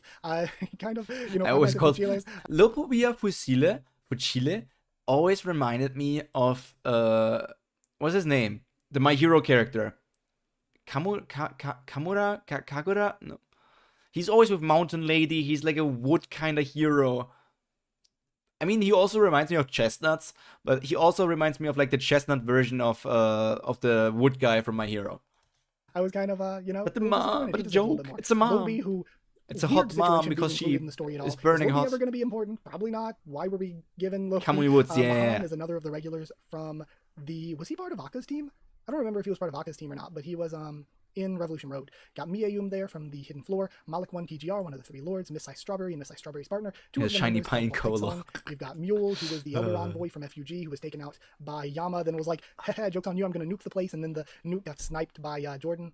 You got the Odd-Eyed Cobra, Percheron. Jordan is also a cool character, man. Hugo's Vice Commander. Deserved more. Poto Po, Prometheus, Yellowy. Punk, Quadrado, R and R's brother, and, you know, who has it worse than R's brother? It's one thing to be an unnamed character. It's one thing to be a nothing character, but the only thing that you have is being the relative of a nothing character.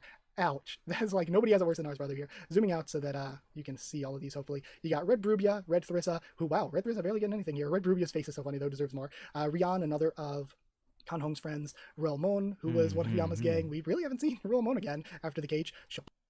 General question though, would people even care if Wang Nan came back, or would it be like, oh, he's here again?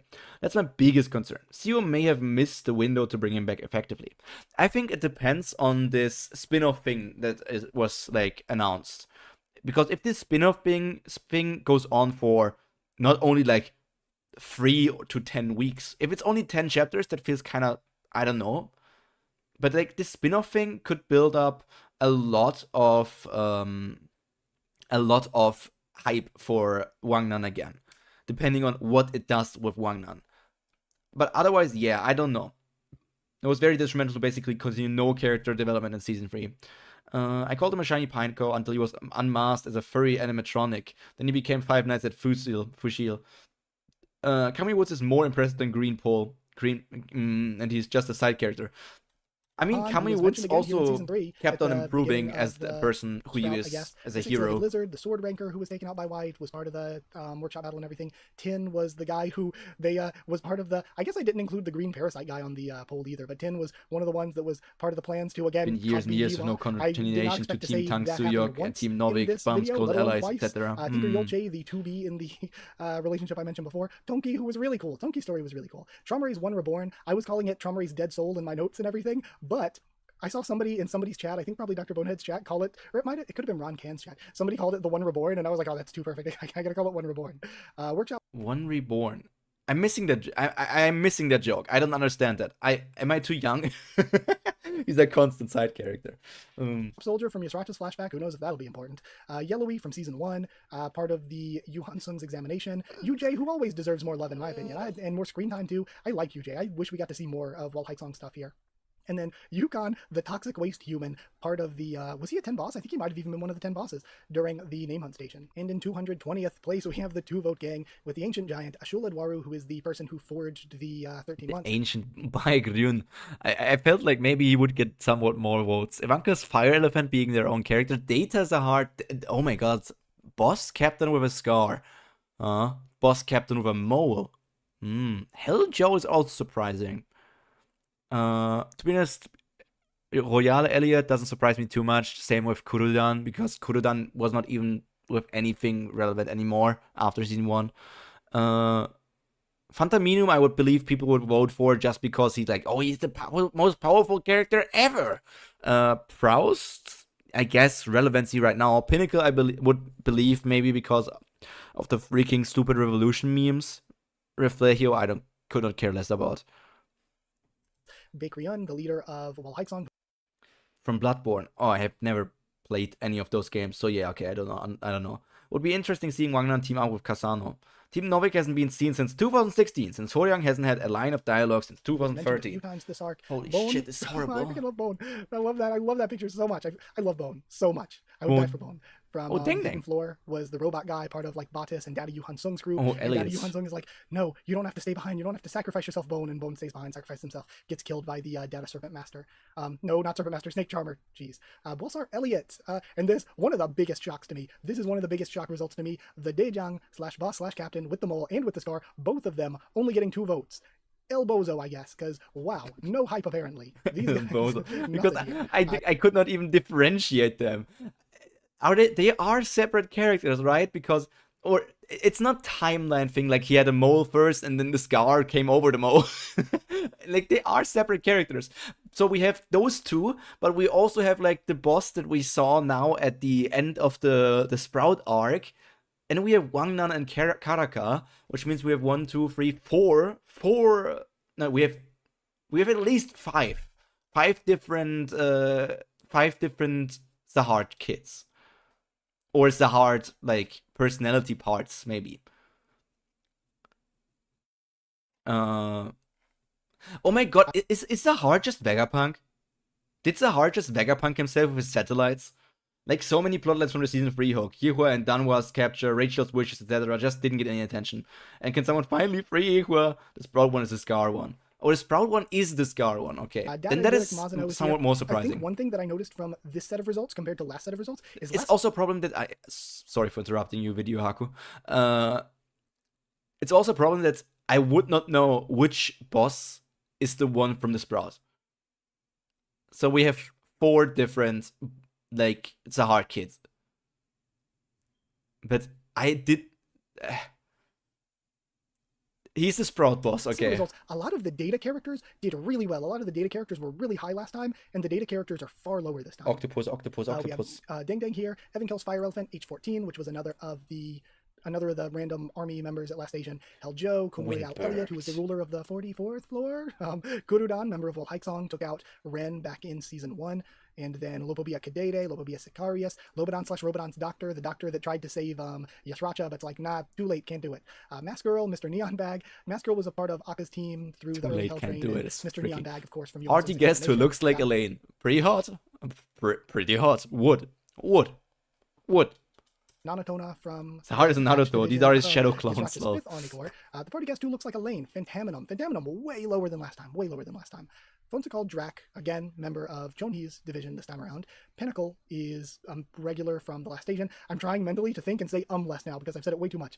So I did it again. Popodao Proust, who very low. Popodao family, not doing the most well, except for a couple that you'll see. Popodao Ragma, Popodao Ruini, Rafleho, who could have done a little better. Not much of a boost from the anime, I think. That's really sad. He's a good character and relatable. The problem is that he's not relevant anymore.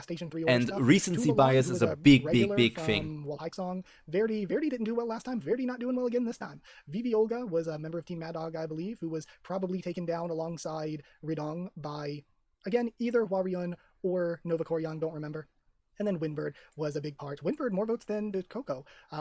Was a part of the Windbird. Oh my god, Shalulu. Now, I remember we her. have a 3-vote gang into a third. Oh my god, Amigo Charizard. Chaz, Arihan, another of the 10 family heads. Bero, First Emily, Emperor. First Emperor from season 1. Flippa, Flux, one of the 3 lords. Then Ghost of the 13 Months, and I also mentioned Flux being one of the children of Macbeth. Ghost of the 13 Months, Kundevo Perez, the ever-curious Levy, Lopobia Odari, who was the son Who was of Levy again? Levy. Pobido Drachma Balls, am I right? Levy, Tower of God.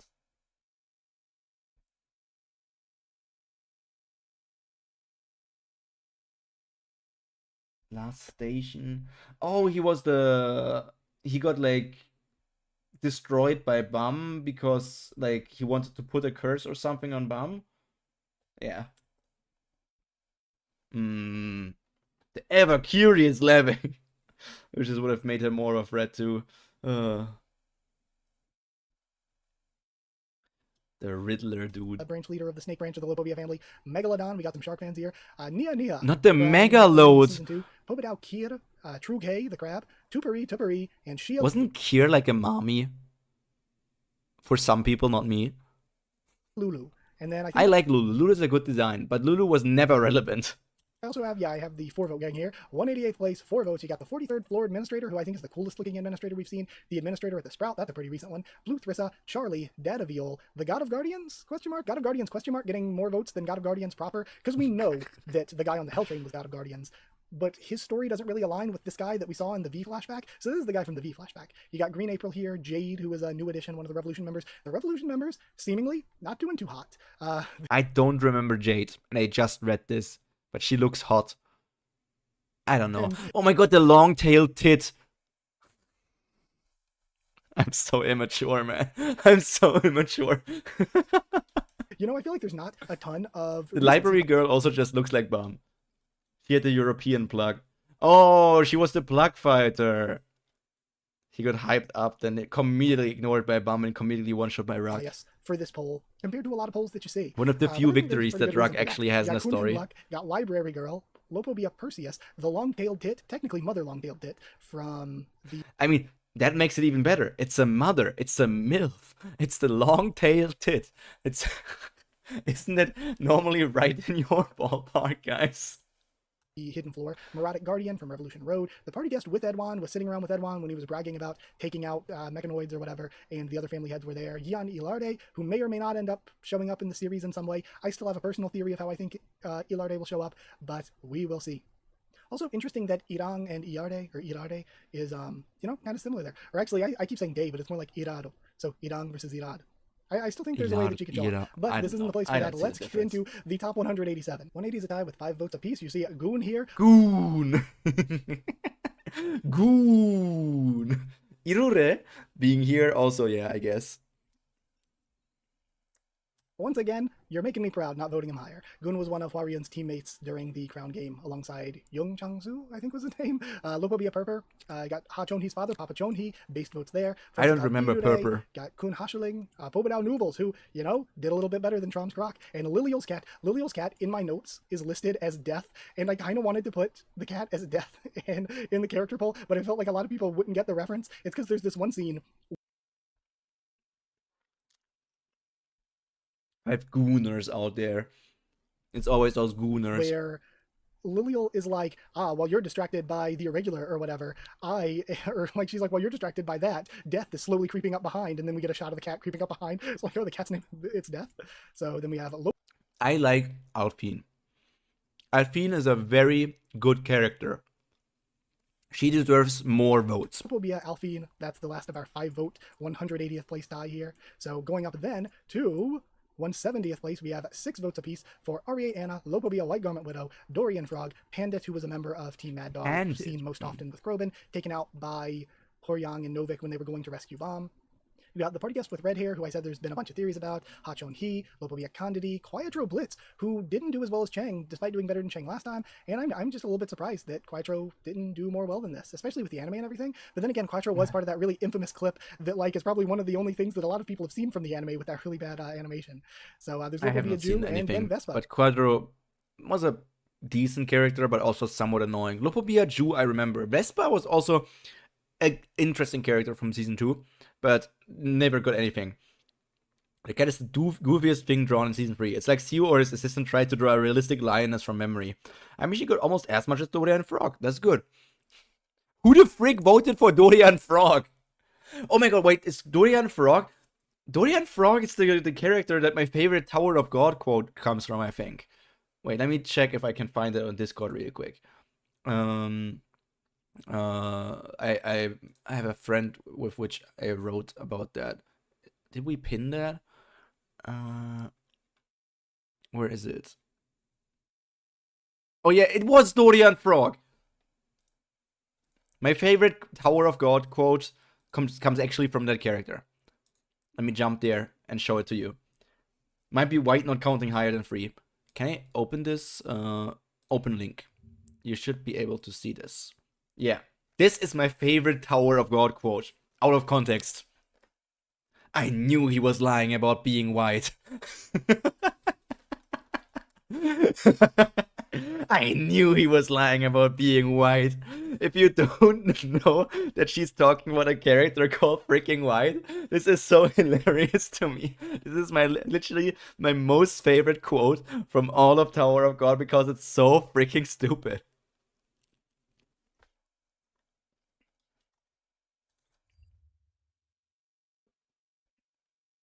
Vespa and Verdi didn't do well last time, also not doing great again this time, but I think that's slightly better. 157 brings us to 7 votes. We have Data Yu Han Sung. 11! We got also Quant down here. Quant's a little bit low. And Sola, then Lopobia Haracha. Was Sola the one that died, or was it her sister? Who, you know, was pretty popular last time, but last time we were right there at the end of the nest. Hell Train was great. Hendelot Gladmary's Hard, which is like the second highest for a character we haven't even seen yet. Then Lopobia Katan, Yasracha's Cat, the Popodal Fluffy Hat Guy. What a shame. Sola survived, now is Solo. That's so mean. Sola is Solo. That's how to remember, okay. Pobido Fluffy Hat Guy has such a cool design. We don't even know his name. He might be one of my favorite Pobidos. I don't know, man. What a shame. What a waste. Then Kane, Kel Halam, who I like. I like Kel Halam, but Kel Halam has never been popular. I feel like I'm one of the only people who like Kel Halam. And Bobadal Michel. So that was all our 157. I'm surprised you didn't put the cat tower mice just for Pyro. His reaction to them were peak. The cat tower mice? I remembered them. Do I still have the Discord stickers, or did I remove that already? I think I removed them because I needed space for other stickers. Mice. Mouse. Emoji mouse. Oh no, I still have it as emote. Where's my mouse? Look at this little dipshit. Wait, do I have an image saved somewhere? No, don't mute Haku. Mouse. Tower of God. Nope, I don't find it. Cat Tower Mice, Green Mucus, Cosby, Kun's mom. The Cat Tower Mice is so cool. I need to reread Cat Tower just for that. Because the mouse was like screaming for its life. That's my favorite character, man. Such a big fighter. 7th place. In 146th place, with 8 votes, you got the second floor. Ghost. Ghost is so low. By the way, Lopobia Kukuda, is that just me in Tower of God? But I don't want to be that random nerd. floor administrator, Lopobia Kayup, who didn't actually do as Nara? I was thinking. Nara? Is she actually called Nara? Like, even in Tower of God New World, she was Nara. Maybe also typo. I don't know. He might. Samu Nare, then Akrion / Ghost, Lopobia Kukura, Arrogant Kraken, Lopobia Yule. He's a Lopobia? I did not even know that. He got more votes than I expected. I did not expect Snake Guy to get that many votes. Verdish, who, you know, I voted for. Hisaya. Do you guys think she will ever be relevant? I don't know if she will ever be relevant. Man.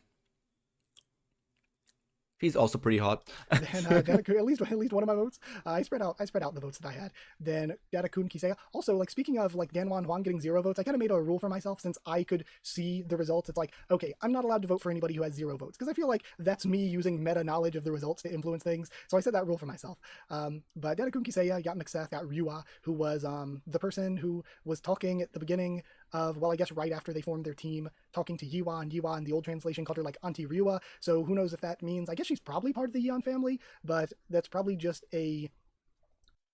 I mean, could also be like just like a caretaker, babysitter that was like, it's not really like a part of the Yeon family, but like part of the Yeon family, like in the extended way. I don't know. A worker. Just a translation of honorific, so she's probably not her actual aunt, though. I mean, she could be, can't really rule it out. Especially because in many places, you just call people like your auntie. That every female older friend in like Chinese, Korean culture is probably like an auntie. And also like, it's the same like in German as in English as well, I think. Where sometimes it's like, oh, they are like a friend, but they're also like that, and then sometimes you just say like, oh, they're kind of like your aunt. Just call them aunt name. I was so down bad for Berdish. I don't even remember that character. You are so down bad. So Una, yeah, I like Una. What is like? It's more like Uni. It's Uni, not Una, right? I think it's Uni. Auntie Korean. Ajuma. Might be like Ajuma. But probably just there's this one panel, the lower abs. Then in Must 137th place with 9 yep, votes, on their got uncles, Beta, I think, who, too. you know, bringing the first member of Team Novik we've seen, bringing the Team Novik average down. Come on, Beta. Then Lopobia Mur, who I liked, Gato, Ratnagra. I mean, I like Lopobia Mur because Cat had said, I don't know. Down, come on, Beta. Ratnagra. Damn, she actually got 9 votes. Kind of crazy. Like, she didn't really show that much cool stuff. She got kind of kicked around. Then Lopobia Mur, who I liked, Gato, Ratnagra. Then Ho Ran. Ho, I guess he deserves this. But so does every other Season 1 character. And Ronmei, she deserves more. May Lopobia Gororo Tura, who is one of the weirdest cases of a character that we got a box for. Like, why did we get a character intro box for this guy? We got Tura, and then Holin. Holin doing, I guess, not surprisingly, like, I like Gororo. Who voted Gado? I guess he's a good character, but still. This is Holan. Seeing his face like this, could you not have included... You could have used the C-star picture of him at the very end, where he was just being controlled by, like, Traumerei and stuff, right? In that way, I at least would have recognized him. I don't recognize this man. Who is this man? I only recognize him in this, like, Patrick Star form or whatever. I could have seen, like, for me, Gororo could have done higher, but Holin, it's like, I don't know, he's been through a lot of bad stuff, but that's kind of just it. Holin showed up with a cool design, and then the story just kind of shit on him for, like, 100 or so chapters. In 132nd place. He died more times than cool. Asensio also is, like, a really cool design. But he's never... I don't think we will ever really see the real Asensio. Like, we might see him in, like, in a Kun family-related arc, but I doubt that we will see any of them in a Kun related. I don't doubt we see Asensio. place at 10 votes, you got Data Kun Marco Asensio, full black, who I'm kind of surprised didn't do better, honestly. I thought a lot of people would vote for him. He's a regular from season 1. In the anime, they dressed him up like Zoro. Question mark, question mark, question mark. Pyro? Huh?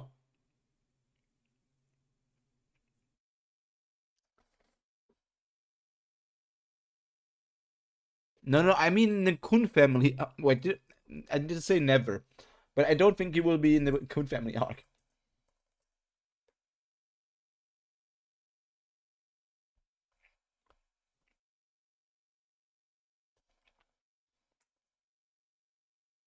Since Handlock has the most kids, that's strange. We have only seen on this the member. There's so many things about the has been around long. My memory, man. He called the mice boy. You know, that explains it. That explains it, Kat, Maro. Because I was more focused on the mouse. I was more focused on the freaking mouse.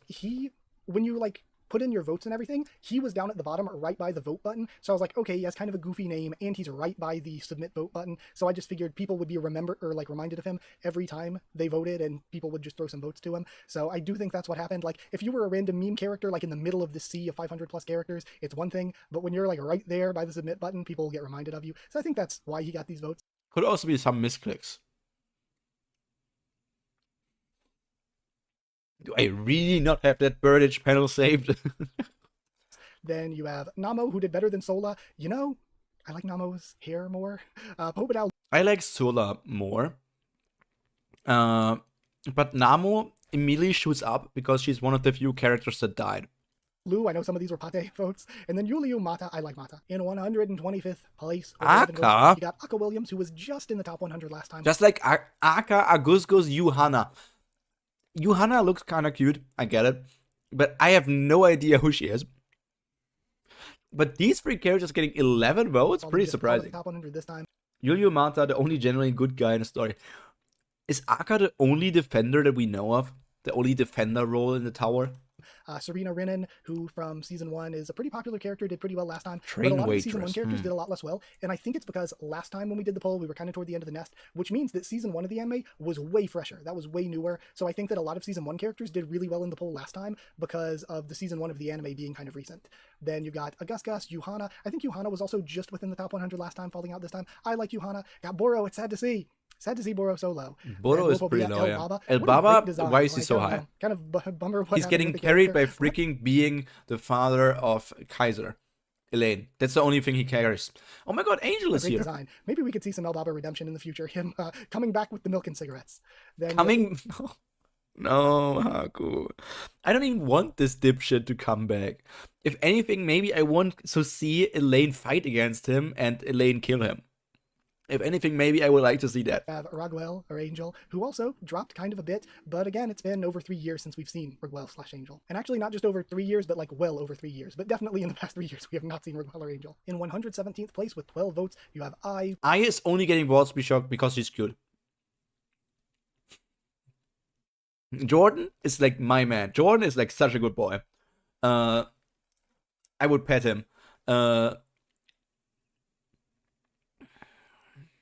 Ai is just cute. Ai is just adorable. Good job, Veridich. It's all thanks to you, Rakret. I don't remember this, man. I see why you want to lick the tummy, though. One of the Red Witch guides from the Floor of Death, and Jordan, one of my favorites. I freaking love Jordan. Baylord Wang Wang Lopo Bia Rashut, who is, of the branch leaders, pretty highly rated. Datakun Edwan, who dropped a ton. Datakun Edwan was really highly ranked last time. Why does Laura get votes? Laura should be the only season 1 character who gets 0 votes. He's such a horrible character. Holy shit. Oh, I'm asleep. I don't want to fight. But when I fight, I'm almost super powerful. And oh, okay, I go to sleep now again. Always getting carried around by people, not even doing anything. Why was he there at Neyman Station? Was it? No, it wasn't. Not Neyman Station. When at workshop battle, when Huts carried him around all the time. I don't know. Was it there? I don't know. There were many situations where he did not need to be there. He's a horrible character, and he's not even Is it all sleep lazy characters you dislike? No, because there are some sleep lazy characters that actually are written interesting. Because you can write them in a way that makes them interesting.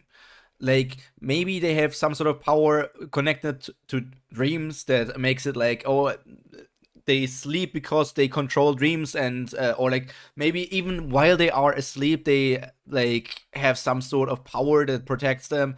uh, like you can make it interesting in some ways, but Laura is just boring because Laura is not a character. It's like an insert because of Sio's sister, right? Like Laura is. That's why he's also never in danger and important. I hate Komala. Its existence feels horrifying to me. That's the koala from Pokemon, right?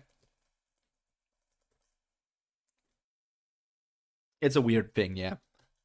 Still, you know, didn't do terribly this time. This isn't terrible, almost top 100, but now people have like the real Ed one to vote for.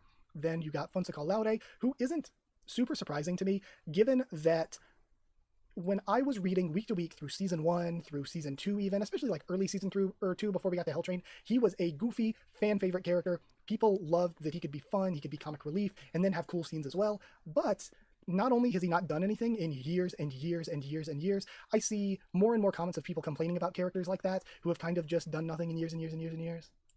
And then lastly, my nemesis, well, not lastly, well, there's my nemesis, Daddy Concho, and the frog who never lies. Why is he? First of all, the frog that never lied. Damn, he's such a goat. I love people that always tell the truth. This guy, he could never lie to you. Why would he lie to you? He's just a frog. He has no reason to lie to you. He's just such an honest soul. I would support him every day in the life. And why is Didi Kanchu your nemesis? Didi Kanchu, is that why he's your nemesis? The concept of being always asleep your whole life feels horrifying. The truth, there is a great sleeping character in Kubara. Sometimes Sleepy can be a big hater that just sometimes save the day. Red Storm is a great sleepy character that's great too. I read Red Storm, but I think I remember, but I'm not entirely sure from the anime.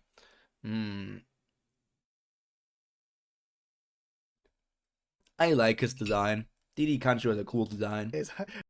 More votes for the frog who never lies. He was used as the lie detector by Traumaray in the Enkidu interrogation scene. It's so funny to think about. This is literally just a frog. And Traumaray told him to be like, you are going to say that you're the frog that never lies and say that I am not lying. It's like, it's so easy to spot if this is really a lie detector frog. Because Gasten could just test out, like say something obvious or say something only he knows and then lie about it or something. And then the frog would need to like 50-50 guess all the time. But it's just a frog, and it claims to be a frog that never lies. So I love this guy so much. He's so stupid. Which, I mean, Traumaray can literally control animals. Why are you believing? Like, Traumaray just made the frog say things, and Gaston's like, must be true. And then after that, you end up with him showing up and being like, found ya, to Andorthian, and Andorthian being like, what the heck, a talking frog? And then gets caught by Traumaray and Holen in 114th place. Like he was the guy who was pretty strong, but trained in a way he's strong when fighting, but sleeps a lot because of the high energy use. Data is Masheni. Eurasia Blossom being that high, surprising. With 13 votes, you got Datakun Masheni. Eurasia Blossom and Hayarin, you got two of the Blossom tied at 13 votes. And in 113th place at 14 votes, you got Valhalla. Valhalla being the one person there. I didn't accidentally say tied, did I? Might have. A tie, though, at 15 votes between Jumbo and Ren/Ling. They are the same character. They're just one person with two bodies that they can control. So Ren and Ling and Jumbo, I don't remember Ren and Ling. Really, really underrated here. A big drop from last time, and I think that Ren and Ling's fight with Bomb was one of the better fights in season 3. So yeah, it's kind of I don't remember her. Low for me. Again, throwing in my own opinions. Sweet fish. It's 13. It's 13. Damn, why is it not called 13? Astronaut Revolution member? Who's that? I remember the superhero freaking 13. I can't show drama. Then you have 105th with 16 votes, the Astronaut Revolution member, who did more well than expected, way more than the bosses or whatever, but, you know, Revolution still not doing that great, but, you know, they could never be 13. Then Sweetfish. Well, I didn't think they would do less until I started seeing votes come in, and then I was like, oh no, they're not doing very well. You got Sweetfish here, who our Lord and Stream Savior choppy Sweetfish. for just me. I do see it sometimes buffer over on my YouTube, but like on OBS it says that I don't have any dropped frames, so I don't know. Occasionally for any. Okay, it really is happening. It must be a YouTube thing because OBS told me that I have not dropped any singular frame. Apparently carrying the main trio. Then Data Zahar, the real Kun Marco Asensio, also dropping 100. Yes. Just outside the top 100 here, and Paracule, all the meme votes draining away, and Paracule dropping. I'm so happy that Paracule is not higher. I always hated that meme. Dropping all the way down here into 105th, and then 101st place just outside the top. Oh my god, it's Jotaro Kujo. A tie between Dravi, Kong Horyang, or Benjamino Wilmar, who is the only member of Team Tangsiyuk this time who didn't make top 100. Last time, the only one to not make top 100 was Gosang. This time, Ilmar dropped, which is sad. You would think with the anime,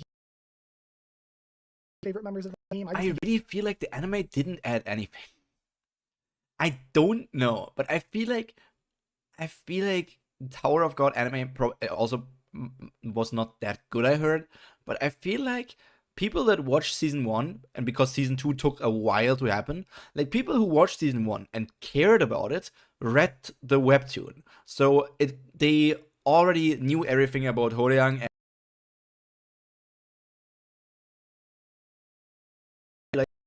In the moment, but I how many people who switched over to Webtoon then watched anime, because I never watched season 2.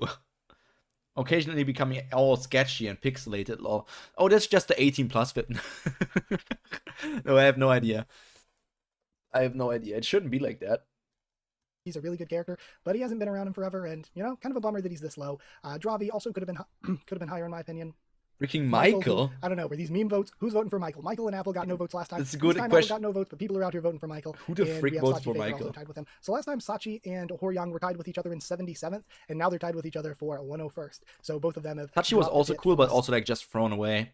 Like he was like our strong character that was there for some time, and then also like was like, okay, goodbye. We need new strong character. Not having seen them, I guess. Season 1 anime was done fairly well enough to build interest. Season 2 was a mess and would make people stop reading. The pain. Wang Nan's mysterious weapon. Now it's time for our top 100, and time to zoom in so I don't spoil you. There aren't too many ties. I feel like there are less Serpent ties compared Master. to last time. In general, last time we got 17k votes. This time we got 12k votes. A lot of those votes, though, were kind of from the top. If you take like any random like 50th place to 50th place, or 72nd 50th to 50th, yeah. place to 72nd place. If you take that from this poll and compare to last poll, in some cases this poll is even higher for those positions until you get to the very, very top. So it's like this was just a tougher, tighter. You had a very rough 2024 between the anime season and the Sprout and the manhwa. Which again kind of makes sense given the characters that were at the very, very top last time. Not. Can I check something? I can check something. You're not going to stop me.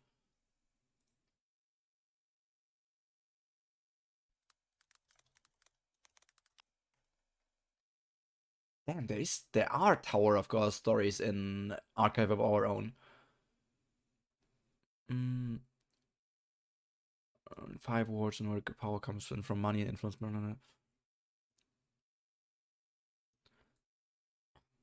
OC character. What the frick? Dark AU. A political prisoner in war. One is caught off the web of life, sex, drugs. And how is this still Tower of God? This might just be called Tower of God. Heavy alternate universe.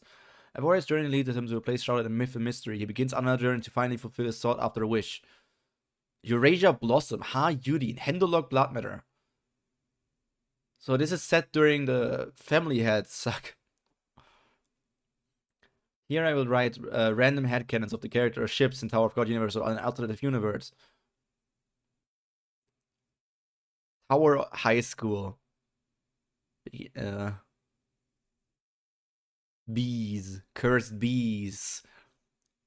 Papa's Pizzeria Infinite Money Hacked. What the fuck? Kun is a boy who had been born in a mysterious cave. The sole comfort into his miserable stay was a girl named Rachel, who found him and abandoned him to climb the tower. This is a reverse twist on the canon story in which Kun enters the tower as an irregular and discovers his backstory, who he is, an embodiment of who the tower wants him to become. But then he wouldn't be Kun. He would be Aguirre Agnes. And but the concept sounds interesting. A regular Tel evoker, a tower symbolizes grandeur, a mysterious superstructure that's okay. Hidden floor tower of God, Nainhan Station. I mean, they just include some arcs as triggers. And one-shot collection with TOG rare pairs. Eduan x Sahart. Hwaryun x Ehwa. Bam x Hockney. Anak x Run. Christmas special. Yuri x Masheni. Hwaryun x Kun AA. Leroro x Quant. That's not a rare ship. Yuri x Karaka. Rachel x Yura. Garam x N.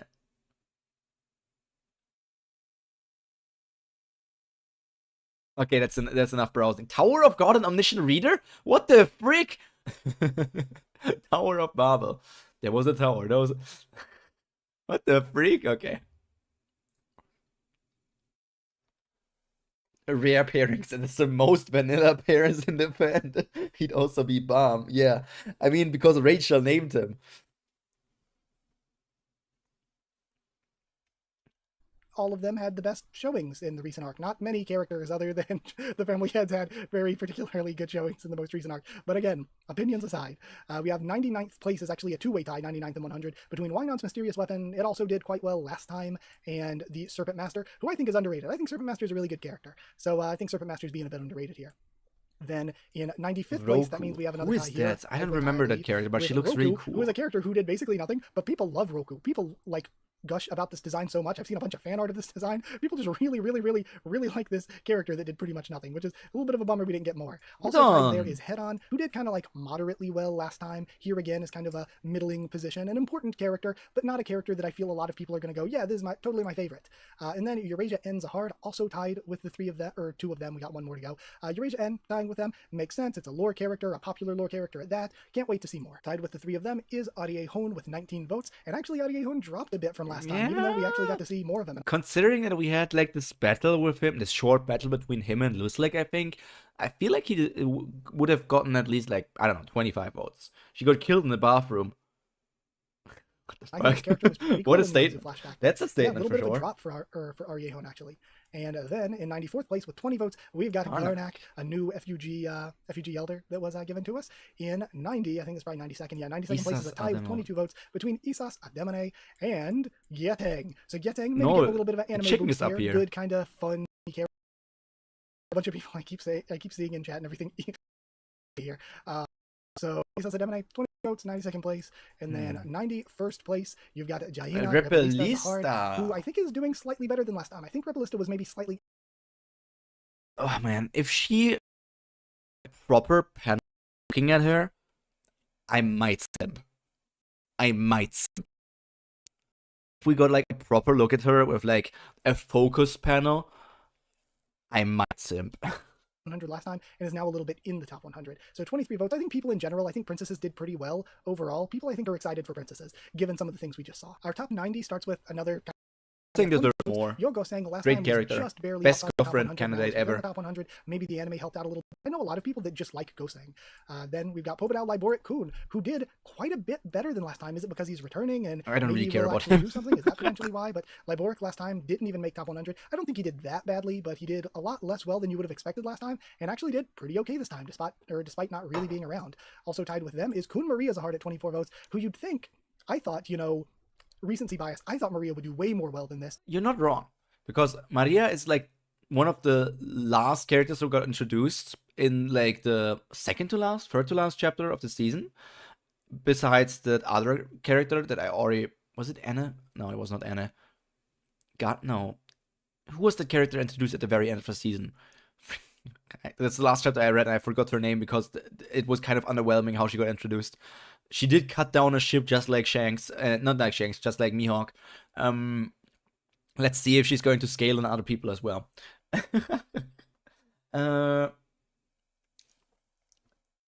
I like Justin Maria hype because of the Kun story being like not the Kun story, the AA story, and being connected to AA in that way, and all of these things would make me guess that she would be at least top 50. But no, 87th place is very well for a character we've seen like once outside of flashbacks, but solid enough. And then Hayura also tied with the three of them. Yura also So, should be higher. Hayura there, I think that's a solid enough placement. I think maybe doing a little bit worse than last time, but not too much worse than last time, just a little bit down. In 83rd place, we have another big tie, 25 votes. Rex. I wonder why that is his one enemy. Like, we never even learned anything about that. Why did we not even get the chance to learn why that is his one enemy? Did I forget that? Like, give me anything about Rock. I don't care about him in the slightest, but at least attempt to make me care about him. Enemy, gotta be meme votes. Must be meme votes. Who is voting Rex one enemy? And the other three members of that tie are, first being Prince. You know, that's fair enough. I think Prince was around 70-something-ish maybe last time. Yeah, he fell down, I guess. Only dropping a little bit. He fell downstairs. In the anime, so there is that. Tied with them is Grace Arlen, who dropped a bit from last time. I think Arlen did better last time. I don't know why she's that high. Up last time. I mean, she's hyped, I guess, because she's like, oh my god, she could be a cool character that is like the mastermind, the Kaguya of this story. But I don't know. Drop. And also tied with him is Chung Blurode, who is. That was a pretty good character. I really like Chang. I think Chang last time was maybe in 90 something, so moved up slightly. Maybe the anime people liked him from that. So there's that. Then in 82nd with 26 votes, you got Muntari. I freaking love Muntari. Muntari did well. I remember him, but it's like a shallow memory. Maybe around 60 something. But Muntari did really well last time. And also really I would not have voted for him though. In no way. Muntari, and a lot of other people did too. And then in 81st place is Evan Edrock, who again, I think is just doing slightly worse than last time. I think feel like Evan, I don't know what this ranking was, but I feel like Evan would be, I guess we don't see them that often, but I would think that he would be somewhat better. Like, he would be one of those top 50 characters in my head. 60s or 70s, so there is that. But I think this is a pretty solid placing overall for Evan. Top 80 starts off with a two-way tie, 79th place between I remember her. Also a really cool design. Good place for Sophia Tan. I think she was also around here last time. And Arie Vicente, who has dropped a bit in the rankings, but again, he has been off screen for 3 years, so it would make sense to drop a little bit. You've been off screen for Poor Vicente. Could be more important. He is 77th place. Damn, he? Hobadao Mateha, who I enjoy, so it's cool to see this high. I think was in like barely in the top 100 last time. I mean, he deserves this time. He deserves it. Hugo and but it's a surprise. A little bit of a fight with. He had a fight, and his interactions were generally good in the hotel. He had the fight with Jam Jam, plus just, his role in that arc was pretty good. So, did some things since then. It was funny. I was thinking Selena in after the hotel chat for that chapter, when they got to the scene where it's revealed that he saved Hugo, or he's holding Hugo, they were like, I'm going to give him a vote for that. I thought that was really funny. Also tied there in 77th is Daniel. Another character who, of course, hasn't been around, but is really loved because was just a really good character. One of those characters that showed up, had a full character arc, and that was it. They just had their full character arc, and it was good. Then in 75th place, we have another two-way tie. This time, Kirin is tied with somebody. Kirin isn't surprising here. Kirin, Kirin deserves that. He would not be higher because he's like, so to break the top he did not do that much. Kirin is not super crazy popular. And Kirin tied with Baylord Paul, who did quite a bit better than last time. Paul didn't make top 100 last time. Meme makes modes. It this time. Somewhat memey probably, but also I get just liking Paul. His story was okay before he just disappeared, and his design's really good. So it's like, I can't really fault people for voting this way. Then in front of that, in 74th place, this will probably hurt a lot of you. There goes the woman that I put in number 10. Kirin best male design entire god, like just visually. He looks pretty good. I would probably not say the best, but I cannot say much against it right now. I guess Hogme is also pretty good, but I would need to look at a lot of them to see if I find any that I would rate much higher. Like Fluffy Head, Pobido also look pretty good. Anak Zahard, the daughter. Big fall off. 31 votes, 74th place. And the last time Anak was in 20-something, 24th? Yeah, place, there was so no like way she would ever be top 10. It's just that I don't remember it characters. Like an extreme drop for Anak. But I think there's a really good reason that Anak Zahard is this low. I think it's because, not that her votes are low this time, it's that I think Anak's votes were really inflated last poll. Because last poll was closer to season 1 of the anime. And the season 1 anime, she's so we had just had one of the main characters. Recently for last poll. And last poll, during the voting of last poll, was the... Like, you almost, like, all the development, the backstory, everything of Anak from a season 1 was a big push for her, for sure. But she's still one of the best characters in Tower of God. Her story from season 1 alone makes her one of the best characters in the story. In my opinion. Chapter where Anak and Andorthy showed up for the first time in like forever. So she had just showed up for the first time in forever, and we had just had Jin Sung talking to Traumare about doing the marriage tournament. So she had just showed up in season 3 for basically the first time, and they were talking about an arc in which she could have played an important role. So I think that plus the anime season 1 really inflated Anak's votes last time, and Anaka didn't have either of those things going this time, because we pretty much found out that, yeah, she didn't play a role in that arc and basically hasn't been around for 3 years except for a brief cameo, basically. In 73rd place at 33 votes. I wonder how many of those voters came from her cameo with Maria reminding people that she existed. Oh, Sharon had a good design. I like her, but I don't know why she has 33 votes. Like, I like her design. I don't really remember what she did, but she does not deserve that many votes. She does not deserve that many votes. I think at least 5 votes, though. Sharon, I really like Ari Bright Sharon, so I'm happy for this placement. Also, I think at least 5 votes for the Anak came because of that. Maybe 10. This time, then in 72nd place with 34 votes, you have Lopobia Laura. I really like Laura, the MILF herself. So I love. There he goes talking about MILFs again. I mean, but is she's not better than Anak. Did she get votes only because she's a MILF? Because she's not really a, like, personality-wise, not a good character. She's not a character that she should not be above Anak. And then in 71st place, Inyeta, I guess, was cool. Once again, like I mentioned, with characters like Daniel, was a character MILF sense is activated. Or had a full character arc. Daniel, Muntari, characters like that showed up, was good. I still think that Inyeta should have been defeated by what was his arc again? Who did he fight? He fought against Hats, right? No, he fought against Run. I hate it. I wanted him to either be defeated by Hats or by Rak. Because Inyeta defeated Rak, so I wanted Rak to defeat Inyeta to get like a revenge kill. But nothing happened. Instead, Run, who didn't even need to be there, and it was like, oh my god, I am from one of the 10 great families. I will not lose against one of you scrubs who's not also from the 10 great families.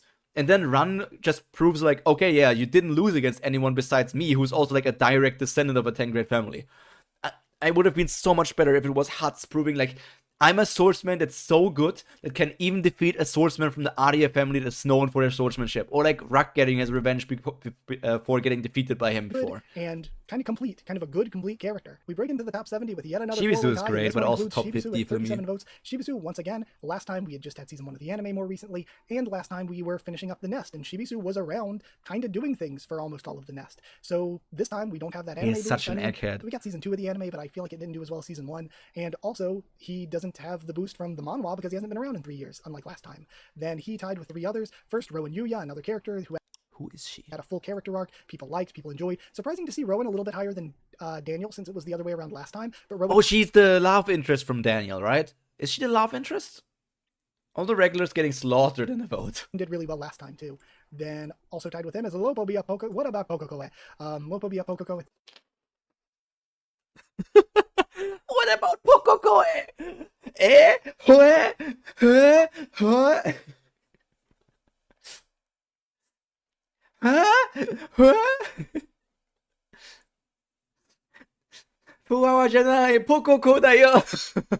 37 votes, and also tied with them, Blood Faces on the team. 37 votes. The fall off of Calavan went from 21st place, I think, to Calavan could be a much better character. For 3 years, and I feel like the Calavan stocks have fallen. It's so funny to see characters like Pokoko and Rowan and Shibisu, and then Calavan. It's so funny. So big fall off. But I still like Calavan. From these 3, Calavan had the biggest chance to return as like a really important character, I think. Because at least he is already like in the very strong character tier. I saw somebody that had a good theory for Calavan's fall off too.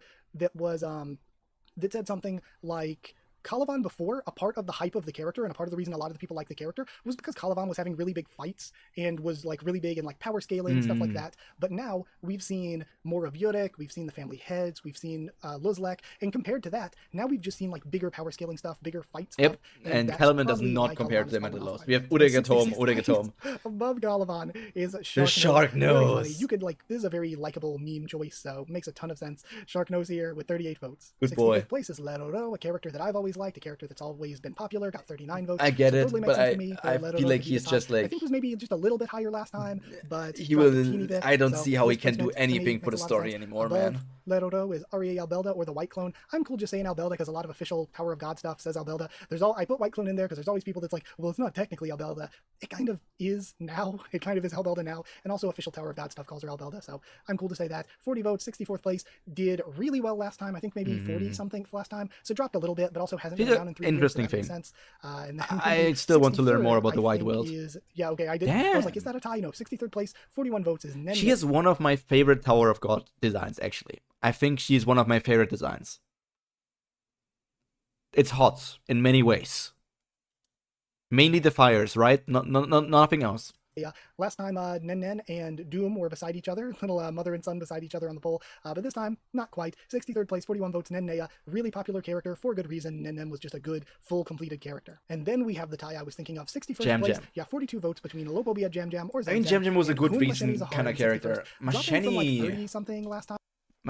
way lower than I expected.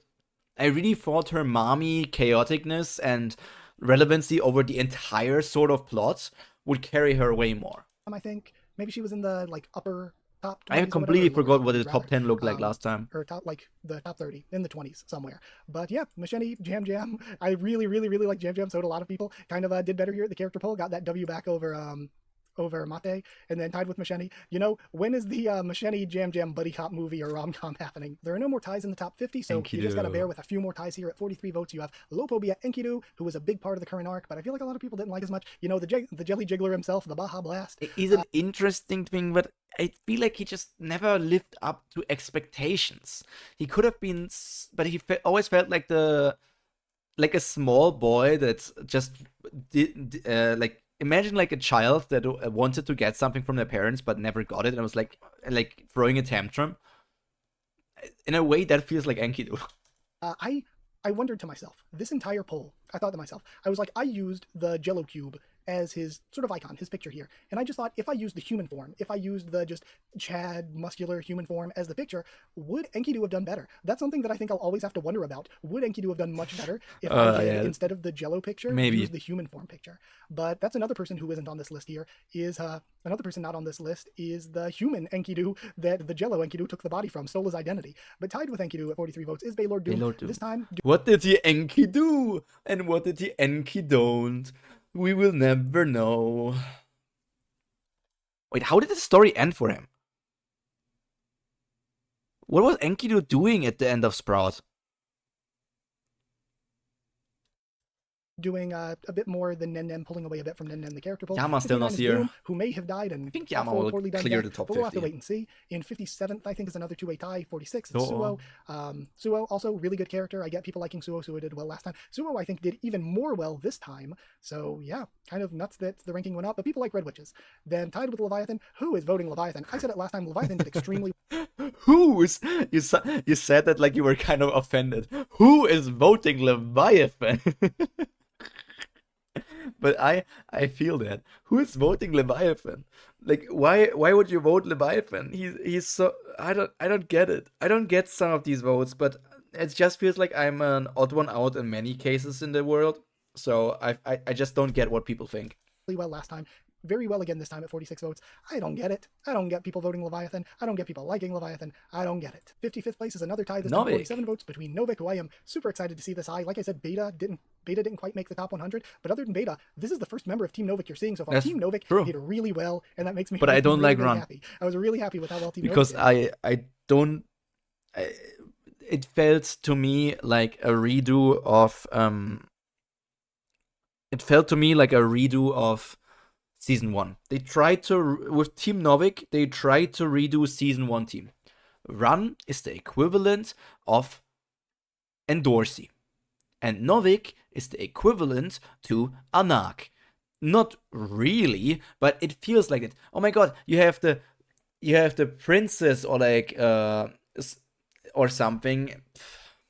You have the princess, like the very strong person from the 10 great families or so. And there's like Endorsey and Run, and you have like the also from a great family kinda princess fake Novik Anak. The comparison doesn't stand. It's not a strong comparison, but I feel like the build was there. It tried to attempt something. There was an attempt. You haven't even seen the other three members. So 47 votes, 55th place. You got Novik tied with. I cannot explain it. I might need to word my face. Also in 55th place. That's so my girl. Kind of. Is this the most well-received member of Revolution? I think it is. I think this is the. She has a great design. I really like Kun Dizzy's design. most popular Revolution member as it stands now. 53rd place. And I will always call her Dizzy, by the way.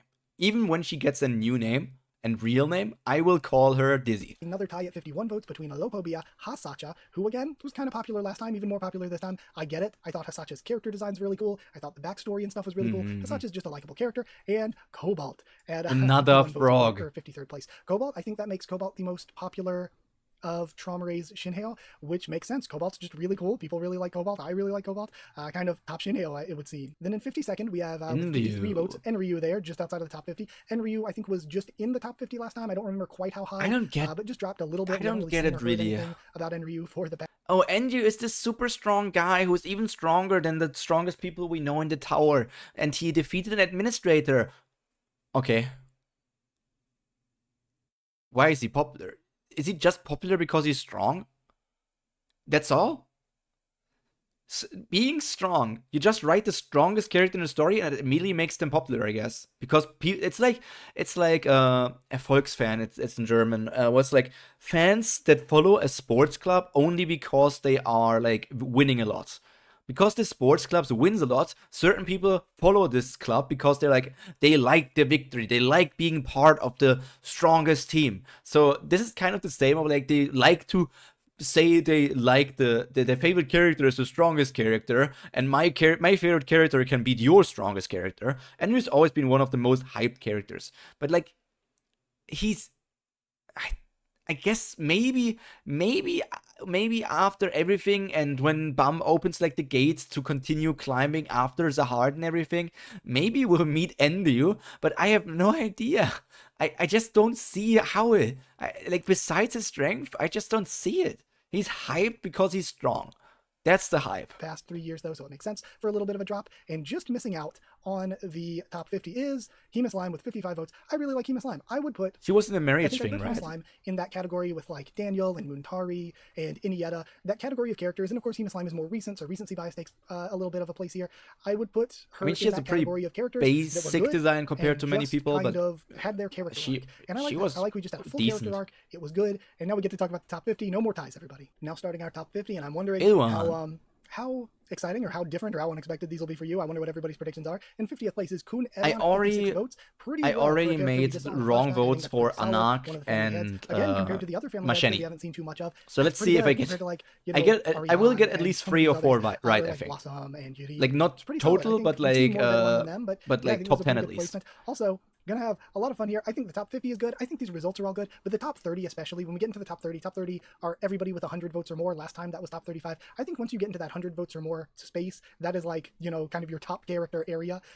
Then in 49th place, Dumas. 57 votes for Pobedao Dumas. I think a lot of people would have expected him to be higher. I expected him to be a lot higher. Yeah. I think he was like top one least, of the few top 30, top 25. Silver linings for the most recent arc, but I guess being stuck on, main trio island, being stuck with the main trio stuff, maybe just didn't work out that well for him. I expected more for Dumas. Yeah, I guess the main trio of farm points. Not nearly as popular as I expected. 48th is going to be Arya. 58 votes. Arya did very well last time, doing very well again this time, despite not being around for 3 years. But, hopefully once we're getting back with the group that we saw leaving the Pobedao family battleship, hopefully we can see some more of Arya once we get really back. think we will get back with them? I don't know.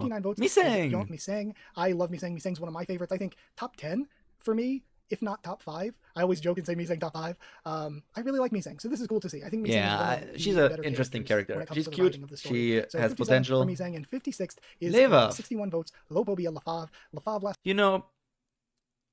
What if Levav was the mom of Lilial and Shilial? We have not seen Lilial and Shilial yet, I think. What if she was the mom? Would the story be better? I think Lilial and Shilial's mom was not a bad character, but I always think about what if we removed certain characters and just focused more on the characters we have. We know that Levav is her mom, and later we know that Shilia and Lilial had to have a mom because they were born somehow. So maybe it would have been neat to connect these things and so make it so that Levav, who was like a character that people liked, would be getting more development. We would try to understand how the personality from Levav carried over to the children, and I don't know. Last time was fan story with Arya, so LaFave pulled away a little bit this time, and I'm happy for that. I really love LaFave. I like LaFave a lot. And actually, I just thought about something earlier before recording this. I was just thinking about Tower of God a bit, and I thought about how... It's so Haku. Before recording this, I was just thinking about Tower of God, and then I recorded like a 2-hour video of Tower of God, and after recording a 2-hour video of Tower of God, I was probably showering and thinking about more Tower of God, and when I was showering, I was actually thinking about the abs of that one character from Tower of God. How Liboric's group was pulling up on Lobadan's ship and everything, and there's a lot of things. Maybe they're there to take out the remnants of the Lopobia family. Maybe they're there because Zahard wants to reclaim Traumare's body, and Lobadan had Traumare's body. Or something else I thought about, maybe if, you know, what they're after is Traumare's body. Last time we saw LaFave, she was going to be captured by Zahard's army. So what if LaFave, again, I've had the theory that LaFave is Lobadan's daughter, and the mother of Catan and Kadede, because she uses guns just like Catan uses guns. They're both gun users. And we also know that Catan and Kadede are the nephews of Laura and the grandchildren of Lobadan. Plus, she fits the Lobadan, LaFave, Laura, Lilial. She fits the L names. She has the blonde hair. Yeah, I guess Laura, visually wise, she fits into that as well. I feel like LaFave could be Lobadan's daughter. So maybe there is going to be Liboric saying, hey, you know, hostage trade LaFave for Traumare's body or something. So that could be even something that happened, something that I just thought about before recording this. But either way, you know, personal opinion and distraction aside, let's go to 45th. 45th this time with 63 votes is home. Ackraptor. I really love Ackraptor. Ackraptor did really well last time, did really well again this time. Got maybe some love from the anime. So totally makes sense. Just a character that I've always loved. So yeah. 40. I wish we got more out of him. Favorites. Probably another that's at least top 10, if not top 5 for me. David Hockney with 64 or 67. I wish he did more. I wish he was more important of a character, man.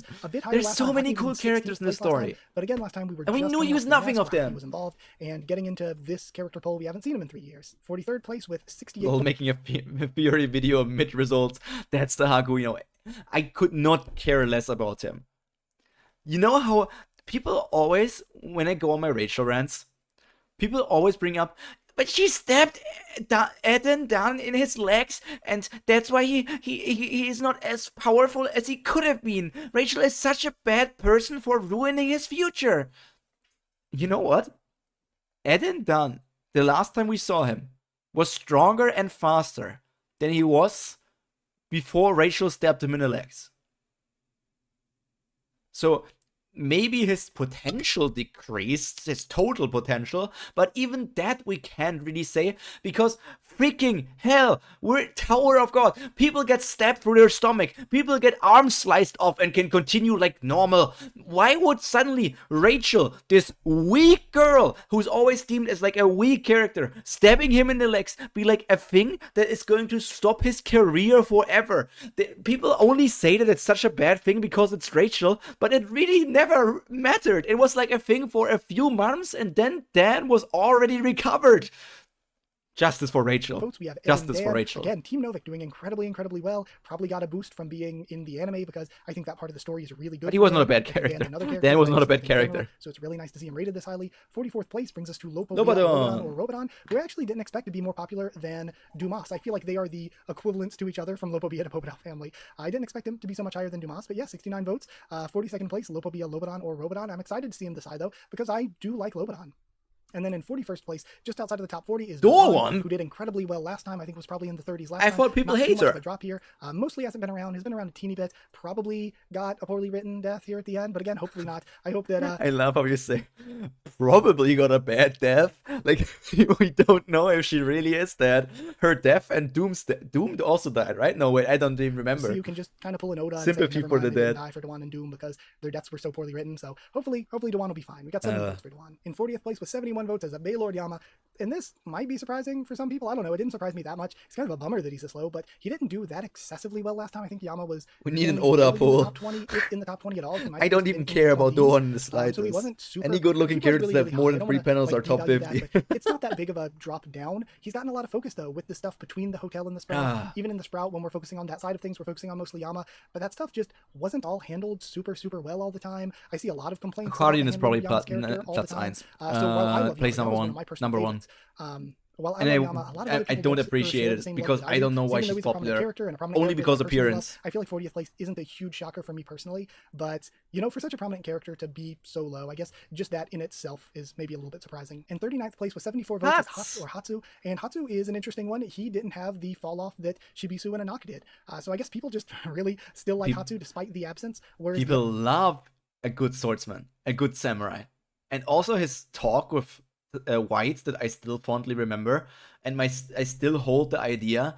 If just imagine if somehow it wouldn't make any sense, but if somehow CU turned things around and made the season 1 crew, like the important season 1 crew, and like the other people that were important and we recruited later down the line, fight against very powerful people in the end. Imagine, like, White wants his revenge against not against Huts, against Arya Hon. And then, what if White somehow trained Huts, or maybe White even becomes the sword of Huts, because fuck it, it couldn't be weird enough anyways. And then Huts is the person who is like this powerful swordsman, not from one of the 10 great families, but in the end, he becomes the greatest swordsman there is by defeating the greatest swordsman there currently is. Freaking Zoro's story. Not gonna lie, I voted for Harden just because she's the best looking girl in the story. Holy shit, I knew it. The others have had an absence and didn't do as well, and the anime boost, you can't really call that much of a thing, because I feel like Shibisu and Anak did much more in Workshop Battle. Well, Hatsu kind of had his own subplot going on in Workshop Battle, so who knows? I don't know. People just really still like Hatsu more than Shibisu and Anak, it would seem. 38th place is Hajin Sung at 77 votes. It's a little bit of a drop-off from last time. He could be lower. He should be lower. In the upper teens last time, or lower teens. He should be dead. You want to look at it, like around the 17, 18-ish area. So he dropped off a bit. Not crazy, but he hasn't had the best showing in the 3 years since we last had the last bowl. Hasn't had the best showing, and I also feel like he's another character that I also don't always see comments super high on. 37th place is a meme vote, probably. I don't know, maybe Kanhong's strongest soldiers are out here. It's Kanhong with 78 votes. But I remember her at least. She left an impact on me. She left an impact on me. 36th place is Black March with 81 votes. Black March also did extremely well last time. Black March this time. Kind of could be more Black interesting. Important to the story. But she, the few times that we saw her, pretty interesting. But, you know, it is what it is. Black March doing well once again. 35th place at 82 votes. Tilia! Shiliel Zahard. You know, I've Kanong's strongest soldiers. Kanong's, even better than that's the gang. But I love the design, like the character. She got to be a pretty, like, important force in the hotel arc, so this makes sense. Last time she was rated pretty highly. She's rated even more highly this time. She's been around, so it makes sense. 35th place is V. That's a surprise to me. Yeah, I think some people might be surprised that he's this low, but if anything, this is really good. This is really high. V last time was in 101st place, I believe. I mean, we saw things about V now, so it makes sense that he's getting more and more popular. 34th place. I think if anything, that's a big jump. I think if anything, it's crazy that he's this high. And really, people are kind of hyped for him earlier, yeah. Mostly from what I see from comments, people are hyped for V, but I think there's also a lot of people that are just kind of like, you know, I'll wait and see where things go. That's kind of where I am. It's just, you know. You know, I guess I'm also in the same boat, because I'm more excited about the V-hole. The V-hole is just funny to me. I maybe would have even voted for V if there was a picture of the V-hole and not his face here. Because the V-hole expanding, and V wants the hole inside of Bum to stretch more. Pretty good plot.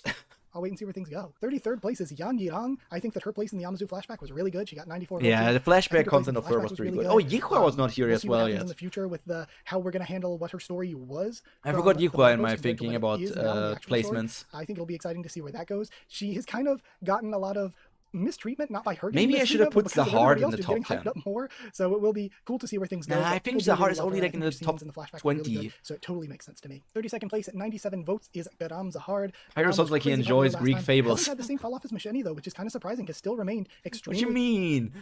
Because family needs to stay together. Blood needs to stay thick. Popular. Last time I think she was 25th. Now dropping to 32nd. That's not too much of a drop for a character that we just haven't seen. And in 31st place, before we get to our top 30 with 100 plus votes each, we have Crane with 98 votes. So Crane, 98 votes. Let's go to our top 30. To start off our top 30 with I love Shasha. Shashia did extremely well last time. What's the joke? Well, once again, just a little bit of a I love Shasha. But again, we had I love myself a good money hungry character. Yeah, of course she was.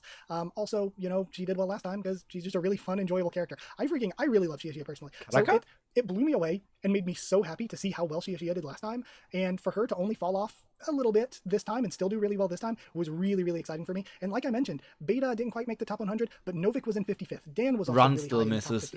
Right? And then Shia now at 30. So Team Novik is just doing really well. It's so funny that Shasha is considered Team Novik now.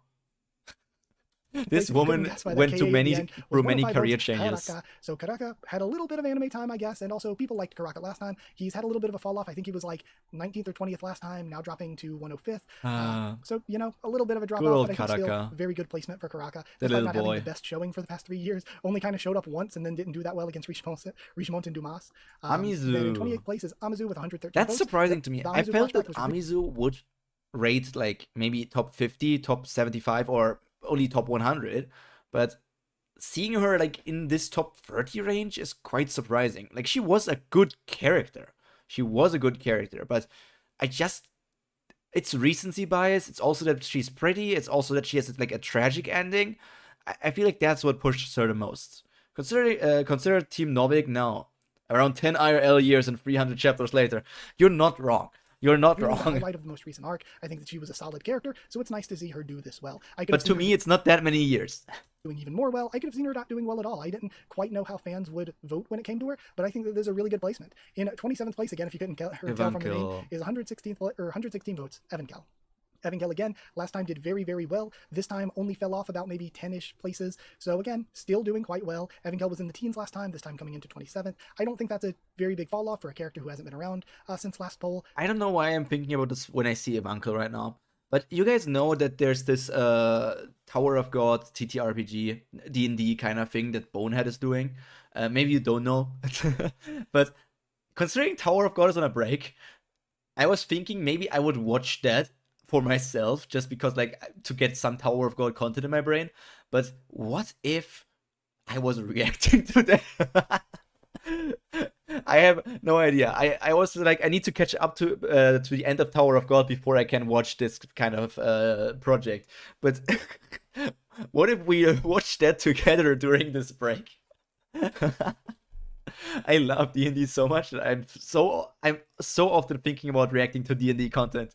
So yeah, I think there's a solid placement once again, still popular. 26th place at 117 117 votes is Loco Via Per Diddy. And originally, I thought this was another kind of meme votey one. I thought maybe people were just going for Diddy jokes and everything. Ooh. But actually, when first showing this result to, you know, Dr. Bonehead's audience, to my Discord server and everything, when seeing Dr. Bonehead's chat react and seeing my Discord server react, what I saw was a lot of people that were like, oh, like people in my Discord being like, oh, sick, Per Diddy's that high, that's awesome, I really liked him. I really felt like CU didn't do enough with him. I don't have much of a connection to him, but I remember him. For Per Diddy. That really means something in Tower of God terms. He was one of the best Locobia branch leaders. So at first I kind of thought that these were meme votes. Per Diddy did well last time, but no, this seems like genuine love for the character, and that makes me really, really happy to just see people coming together, or keep people coming together and just expressing their love for this, like, sort of not super minor character, but expressing their love for this kind of, you know, more niche character. I thought it was really cool to actually see Per Diddy do this well, because people really, really liked Per Diddy. It was really cool. In 25th place at 118 votes is Cha. Cha, I actually think was in like 31st or 32nd last time. I think it was 32nd. So Cha's actually moved up a little bit. Surprising.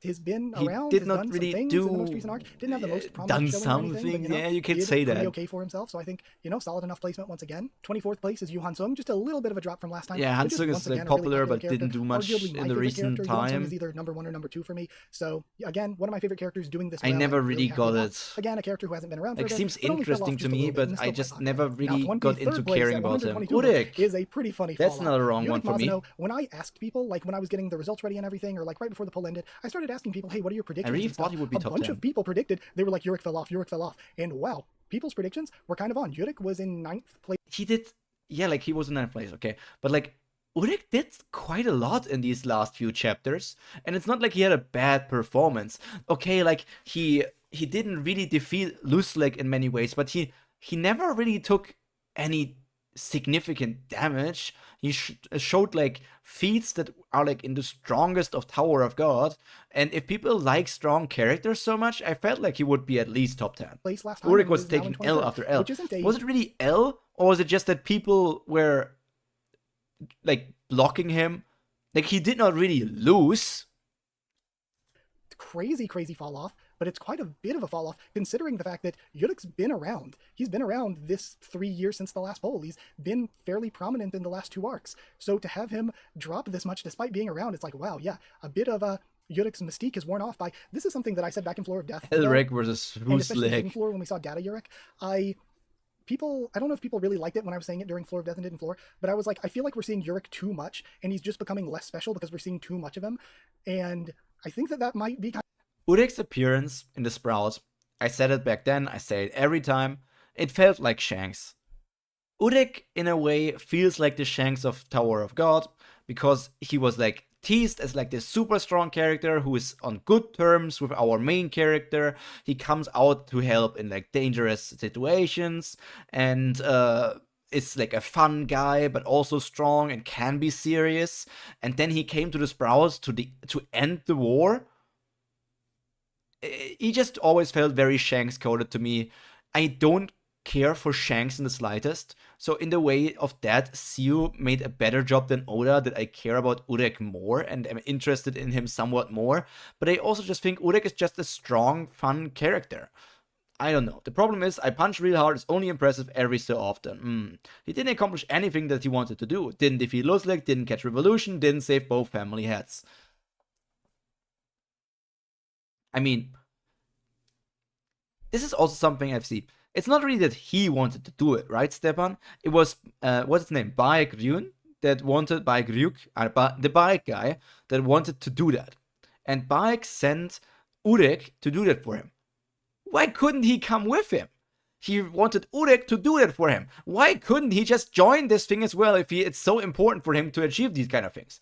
I think it's just presentation. You could have him fail a lot while looking good as well. But he didn't look very good outside of the original Luzlek fight. Kind of happening here in Season 3 with the past few arcs is I think some of Urek's mystique kind of wore off when he really didn't do too much of anything. He kind of just loitered around last arc. Like, he had a really, really, really good fight with Luzlek in the arc before last, but then last arc he just kind of loitered around and was embarrassed by Luzlek some more. And you haven't seen Luzlek yet, so I guess this is Luzlek 4, Mazano 0.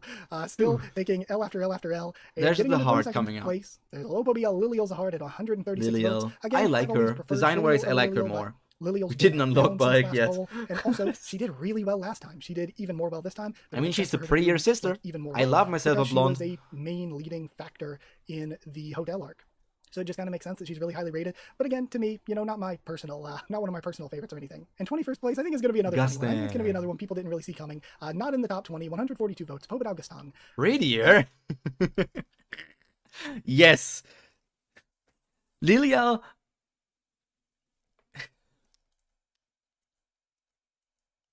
Oh, wait, that's the wrong direction.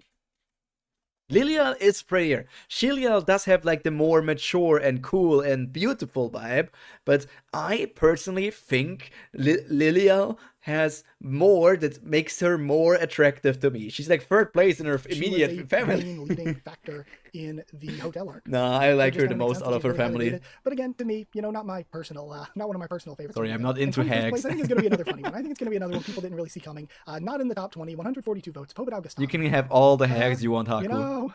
I expected him to be a lot higher. I thought he might have even made top 10. To be honest, to be fair, her immediate family has good genes. Much focus was given to him this arc. But yeah, not as popular. The Pobedal family just, generally not as popular as the Lopobia for the most part. Did not do the best. There's even, I think, 2 more Pobedal that we haven't gotten to yet. 2 or 3. At least 2. So not the most popular Pobedal character even. Yeah, I don't know. For me personally, Gastong's kind of meh. So this placement makes sense for me, but it makes sense for my personal taste. But for what I expected to happen, not what I expected. Before we go to the top 20, now that we're here, probably a strong strain of Amius in there. If we think about it, we're still missing... Okay, let me count characters that we're missing. Let's see if I can get to 20. We're missing Elaine. We're missing Rachel. We're missing Yuri. We're missing Haryun. We're missing White. We're missing Traumerei. We're missing... Who's my number 9? That's Kaiser. We're missing Bam, Rak, and Kun. That's 9 so far. We're missing... who am I forgetting here? Did we see Hugo yet? I don't think we saw Hugo yet. Which would make that 10. We didn't see Luzlek, so that's 11. We didn't see... Did we? We did not see her. Is she in this? The new character at the very end that is like Luzlek's supporter that's called Bam and Jinsung weak in the sense of like personality and stuff. She was not on here yet. Is she in the poll? Is she also like in the top 20? We did not see Run yet. We did not see We did not see ooh, who am I forgetting? We did not see Ichwa yet. That's 14. We did not see season 1 characters. Anemone was 90 seconds. Who? I'm not. Who? Who? Oh, her name is Anemone. I forgot her name. Okay, that was her. That was her. I completely forgot that was her. Okay, then I'm at 13 people in my head. Who am I forgetting? Let's see. 20th place kicks off with There's Imran Ron. at There's one of the 186 13 that I Ron talked was about. incredibly popular last time, barely fell off at all, kind of pretty much. This guy looks like he could be straight out of Kubara with this panel. I don't know, but he looks like Asha's little brother. Continue. In the same spot as last time, roughly. He had the anime, which I'm sure gave plenty of focus to him for workshop battle and everything, and he's always just been an extremely, extremely popular character, so this one doesn't surprise me one bit. 19th place, Hugo at 151 I like Hugo, even though he looked more in... Hugo. I knew Hugo was popular. I did not know that Hugo was this always more popular. like Bum. I did not expect Hugo to be this highly rated. That is pretty crazy, but, you know, deserved, I guess. Then in 18th place... Yasracha! I forgot about Yasracha. Was in 8th place I did not forget about him, but I kind of hasn't been around didn't think about it. So it makes sense, and hasn't been around in a while. The heart. So yeah, the heart also. Yasracha was a main focus last time when Yasracha came in 8th. So it kind of so I probably have thought about most people now that I see the heart. I forgot about the heart. More highly rated than Yama. More incredible. I forgot about the heart. And 17th. I don't know if this is a surprise or not. 100. Omarai as well. Yeah. Okay. I in my head I know at least everybody who's going to appear from now on. And this time, after seeing him in some flashbacks, sort of drawing out his connection to Tromre some more. It seems like he liked him even more. And now we have 17th place, King Zahard. And then in 16th is Iraq Wraith Razor with 209 votes, breaking our 200 vote barrier. And yeah, last time Iraq was in 15th, so only a 1-place drop. If anything, that should be surprising. If anything, it's surprising that he only dropped 1 place. And I got some comments on last character poll. When we did last character poll, there were people that were complaining. They were like, why'd you use Chibi Rack? Why'd you use a picture of Chibi Rack? Because that's the thing that we always see. And so this time I was like, okay, I will use the coolest panel possible. I'll use his like ancient transformation or whatever. And I wonder if that did help. I wonder if I used Chibi Rack, if he would have like really dropped even more, instead of hanging around in 16th and only dropping 1 spot. But to me, the main trio hasn't been very well written in a long time, so it totally makes sense for Rack to drop even further. Again, he was already in 15th last time. So even though he's been around, he's been fairly prominent in the most recent arcs, it kind of makes sense that people still don't care too much for where he is right now. In 15th place is REA Adori Zahard. I forgot about Adori. This is a character That's the character I really forgot about. Like, I know a character that hasn't shown up yet. I forgot her name well in the poll that they've got to show up in the story. I could have been completely wrong about that, but Adori, before even showing up in the official release, was still doing somewhere in the 20s, maybe even like breaking into the top 20 a little bit. And then once the reveal in the official translation came up, just went up even from that, kind of gained ground a little bit in that last week, a little bit more, until sort of coming into 15th place. So yeah. Coming into, that's what many people did to the Adori Zahard.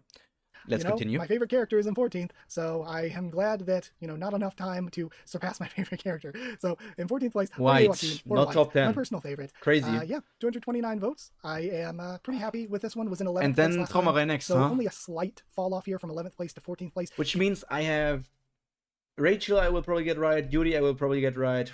Like, that they are in the top 10, not their placement. I will get Rachel, Yuri, and Dorsey right, I guess. I think you can do 1 time speed for the final thing. Maybe I can do that.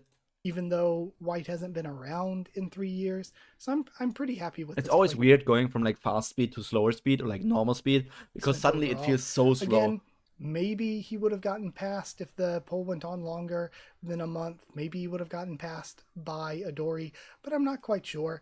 Given that, in general, I tried to do it at first. But Stepan, I tried to do it in order at first, but then I just kind of stopped because I couldn't even, I struggled to think about 10 characters that I would put in the top 10. So I just put them how I just put only Rachel as my number 1, and then I just put other characters. The way that the votes worked, at a certain point, maybe around like 8,000, 9,000 votes, I mentioned, I was like, I feel like we've hit a good, survey size, basically, because at that point, the characters kind of just filtered into where they were at, and they were gaining votes proportionally to one another, to where they weren't switching places as often. They were kind of just sort of set in where they were for the most part, and there were a couple that were switching back and forth, but basically the popular characters were popular, the not popular ones were not popular, and everyone was gaining votes proportionally to each other, to the point can be easily where seen after a few months or weeks. Once we hit like 8,000, 9,000 votes. So really, who knows if he and Adori would have just kept gaining votes proportionally to each other and just stayed 14th and 15th. I mean, the Adori Sims would have voted for her, the White Sims would have voted for him, and it would have continued like that forever. 239 votes is Grace Merchia Luzlek. I really, really love Luzlek. Luzlek's quickly one of my favorites. Another W over Yurik here. I really, really love him, so I think this is a really good placement. Not really a first placement, because last character poll before... Oh my god.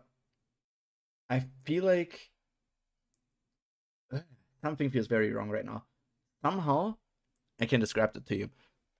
You know how you sometimes feel like a pulse, like your heart pulse, in a space where it shouldn't really be? Like sometimes when you lie on your pillow, it feels like your pillow is almost having a heartbeat. For some reason, it feels right now like I can feel my heartbeat in my right eyeball. And I have no idea what that is, but it feels very weird and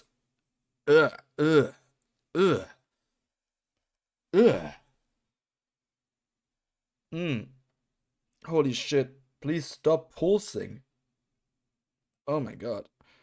Achieving Mangekyo? Seeing these character rankings was so painful to me that I activated my Sharingan. Even showing up in the series. Wait a second. I need to hide my incredible power from my eye. Where is it? Goggle. I need to hide my Sharingan. The world. I cannot reveal my Sharingan. The last character poll, he was in like 125th place. So this time, jumping from that all the way up to 13th. Holy shit, that's so weird. Not only showing up, but having a pretty prominent role. If it's like Bloodshot after stream and I look at my eye, I'm gonna be worried. Even getting to be part of a flashback and just being a really good character. I really like Luzlek. 12th place is a totally new character. Didn't you say your right eye is pulsating? Well, fuck you too. I cannot rotate this. Cannot rotate this. Maybe you're just Doki Doki for Luzlek. I cannot rotate this, man. I cannot rotate it. I would need to make a new picture. I don't know if there's a function in WeTube Studio that allows you to rotate. I'm like Zuko. I'm like the Zuko from the Ember Island theater thing. I just have it on the wrong eye. Character though. I forgot about Tiara completely. Holy shit. For real, like in all of my character countings right now, I completely forgot about her existence. With 252 votes, we have Pobedao Tiara, who wasn't even around at the time of the last character poll. Do you guys think she can return? She's a writing person. And Gusting is still alive. So out of everybody that died, I feel like she is one of the most likely to actually make a return.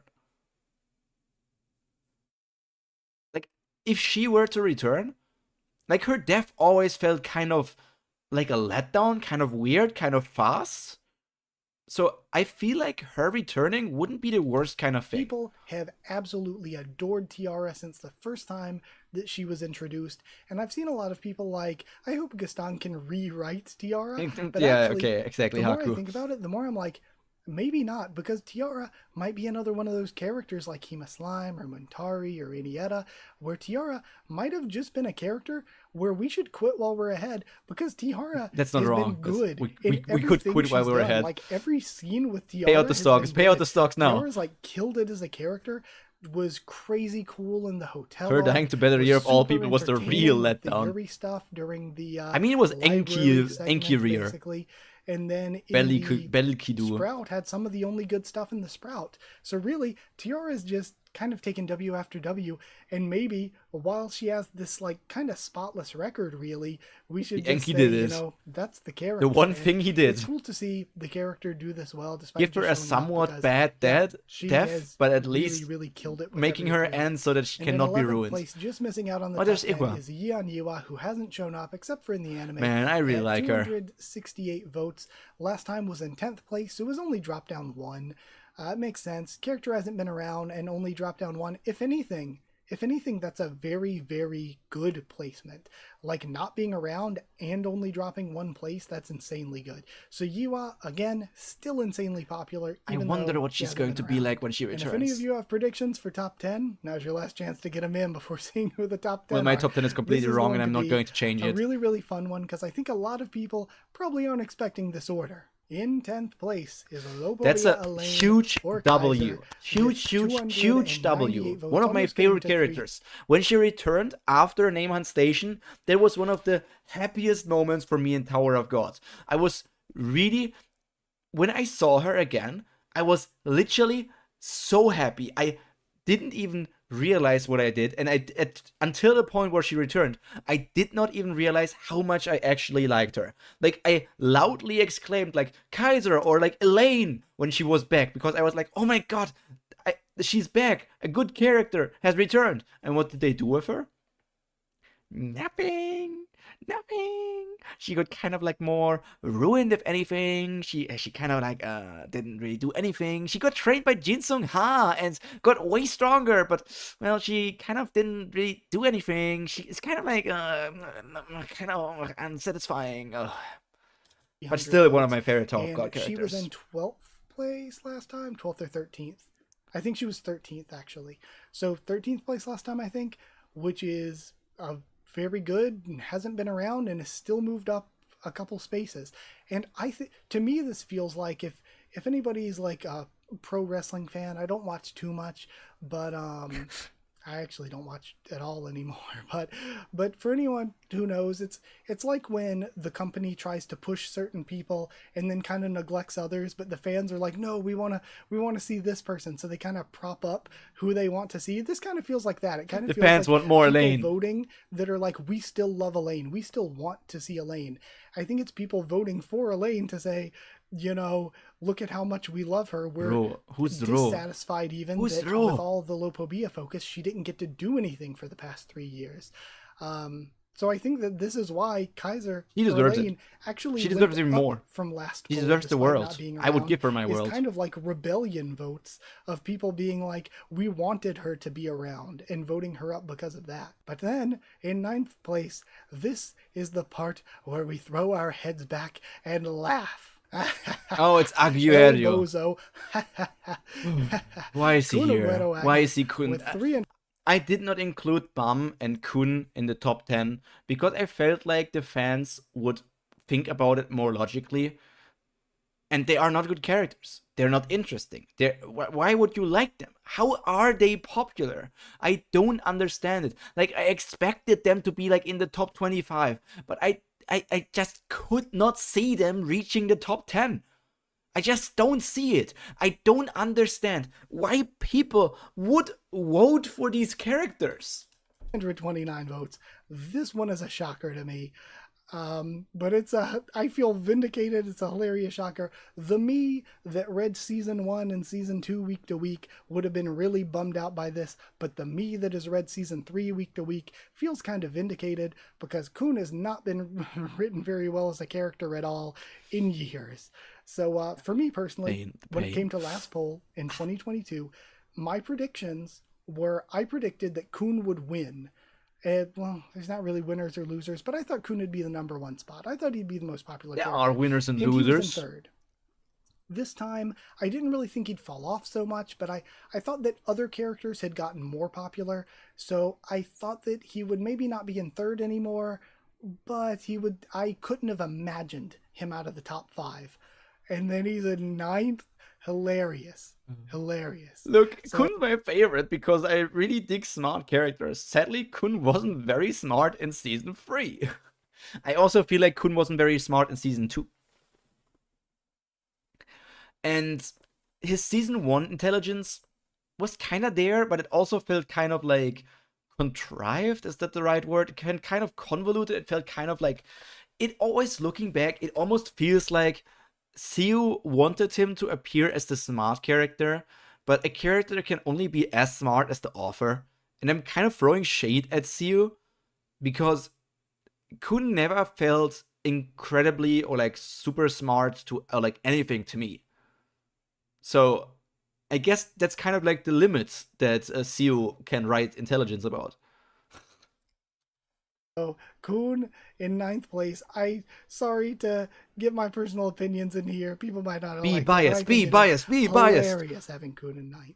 That is so funny. Yeah, But, Siu isn't quite as yeah, good he at is this than the guy who absolutely did fallen Liar's off Game. writing wise, and I think that's why he's fallen off popularity wise. I mean, I get comments disliking Kun all the time at this point. And then in 8th place, Well, with I 300 forgot about him. We even talked about him during the stream. I did not think that he would be that popular, man. No way, he's placed 8. Now, for this entire time, you got 360 votes to 329 votes. Kun and Wangnan were really close for this entire poll. And He I'll be deserved honest this. with you, this isn't out of dislike for Kun, but more of kind of like for Wangnan. I was cheering on Wangnan. I was like, come on, Wangnan, get 9th place or get 8th place. So I was cheering on Wangnan. Wangnan deserves this. Wangnan deserves more. It could be a much better story. Last week-ish, Wangnan pulled away from Kun. They went from kind of being really close, swapping place back and forth a bit. Wangnan pulled away, His little and flesh Wangnan tooth almost pulled into 7th place. He pulled away from Kun and almost surpassed Polka Dot Belleria. What the what the my brain didn't register that we did not see Belleria. My brain did not register that we did not see Belleria so far. He is in the top 10. Hopefully season 4 focus on Wangnan again. I really want to see this. I did not register that Belleria was not on the screen here. This guy with the freaking lobotomy thing on his face. People like him? People like him? Is this a meme vote? Is this like a clown vote? Like the same way that people like Buggy? Like, why? What do you like about him? Rochel fan not seeing Belleria playing highly? Hypocrisy. No. Hello? They are such different characters.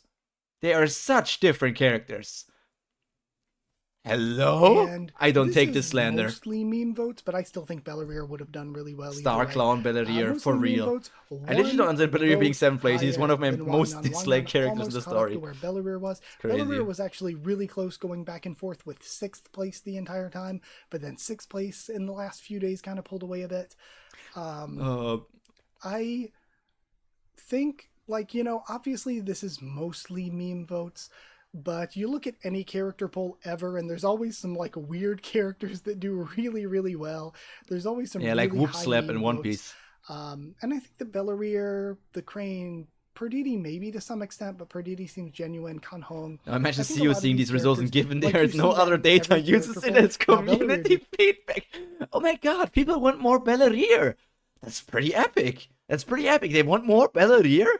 I need to give them more Belleria. Maybe Belleria actually absorbs Enkidu completely and we can write Enkidu out of the story and Belleria becomes like the main host and absorbs all of the powers of Enkidu. Maybe we could write something like that. Yeah, Belleria seems to be very popular. Did really, really well. And I think that's because, though he got this high because of meme votes, Japanese hero Aka polls always had votes, weird choices super would high. have been top 40.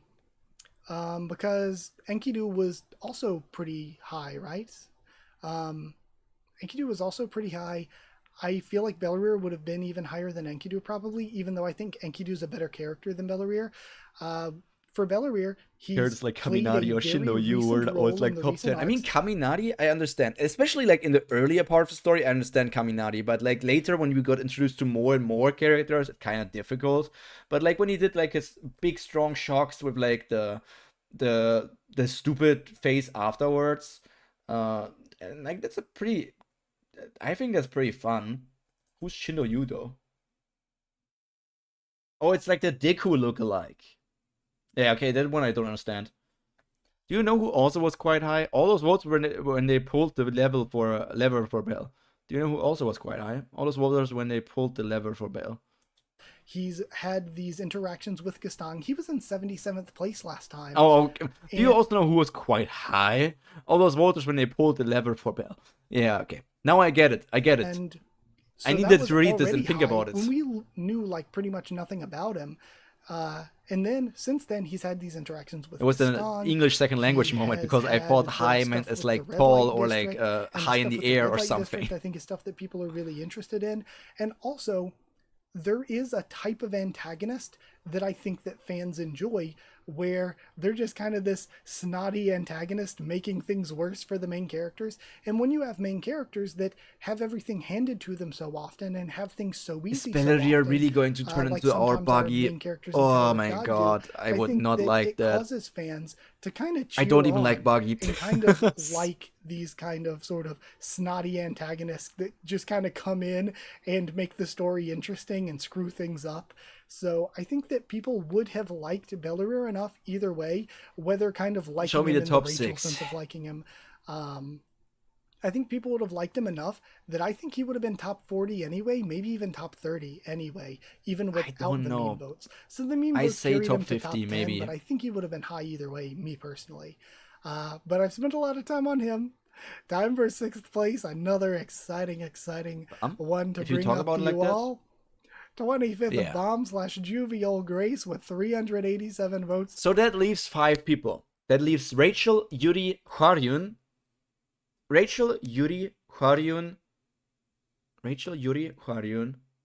and Dorsey. And Traumerei.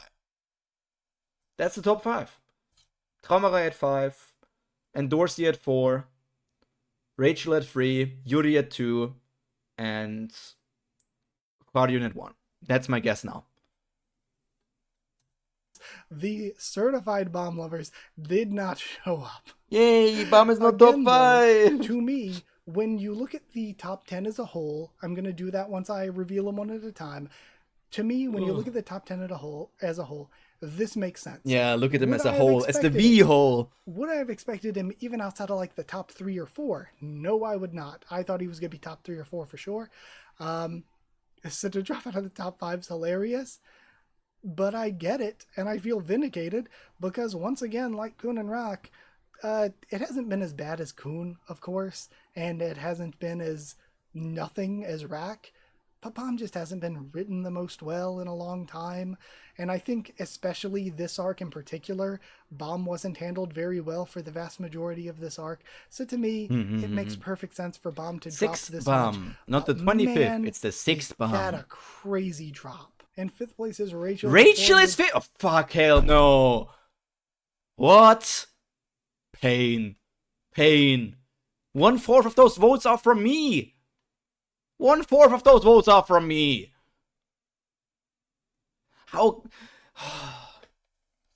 I need for the next character popularity poll, and I don't know how many months, years, decades. I need to grow my channel. And tell my viewers to vote for Rachel. We need to make her number 1. 23 votes. Last time she was in 6th place, so she's moved up 1 place from last time. It makes sense. People like Rachel. I just explained it with the Belleria stuff. People like it when she comes in and shakes. I was wondering why Rachel was so stupidly high, so it was you. Face some actual adversity here and there when she kind of And you know what's funny? I said in the see it like this. She pushed Bum out of the top 5. She pushed Bum again. Oh my god, she pushed Bum to fall down. You know what's also funny? Seeing what the top 4 will be, I already know that I say it's going to be Endorsey probably, followed Endorsey by 4. No, 4 will be Traumerei then, and Or a freebie Traumerei, I don't know. Traumerei is like the big card for me. It could be like Endorsi, Traumerei, Yuri, and Hwarion or something like that. But depending on what number like how many votes the place 4 will have, I missed at least 3, maybe 4, or maybe even 5 days in voting. So if Rachel is around 9 to 15 votes below the place 4 character, that means if I didn't miss any days, Rachel should have been place 4. As kind of this troll against the main characters.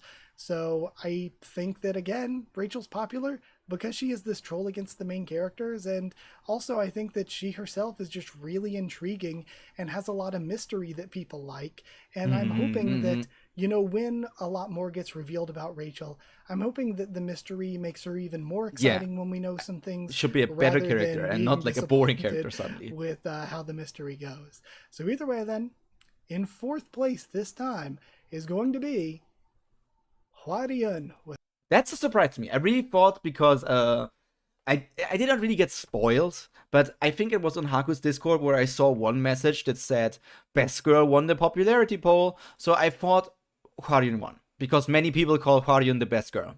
So that means Yuri probably won. By the way, the votes are 24 votes apart.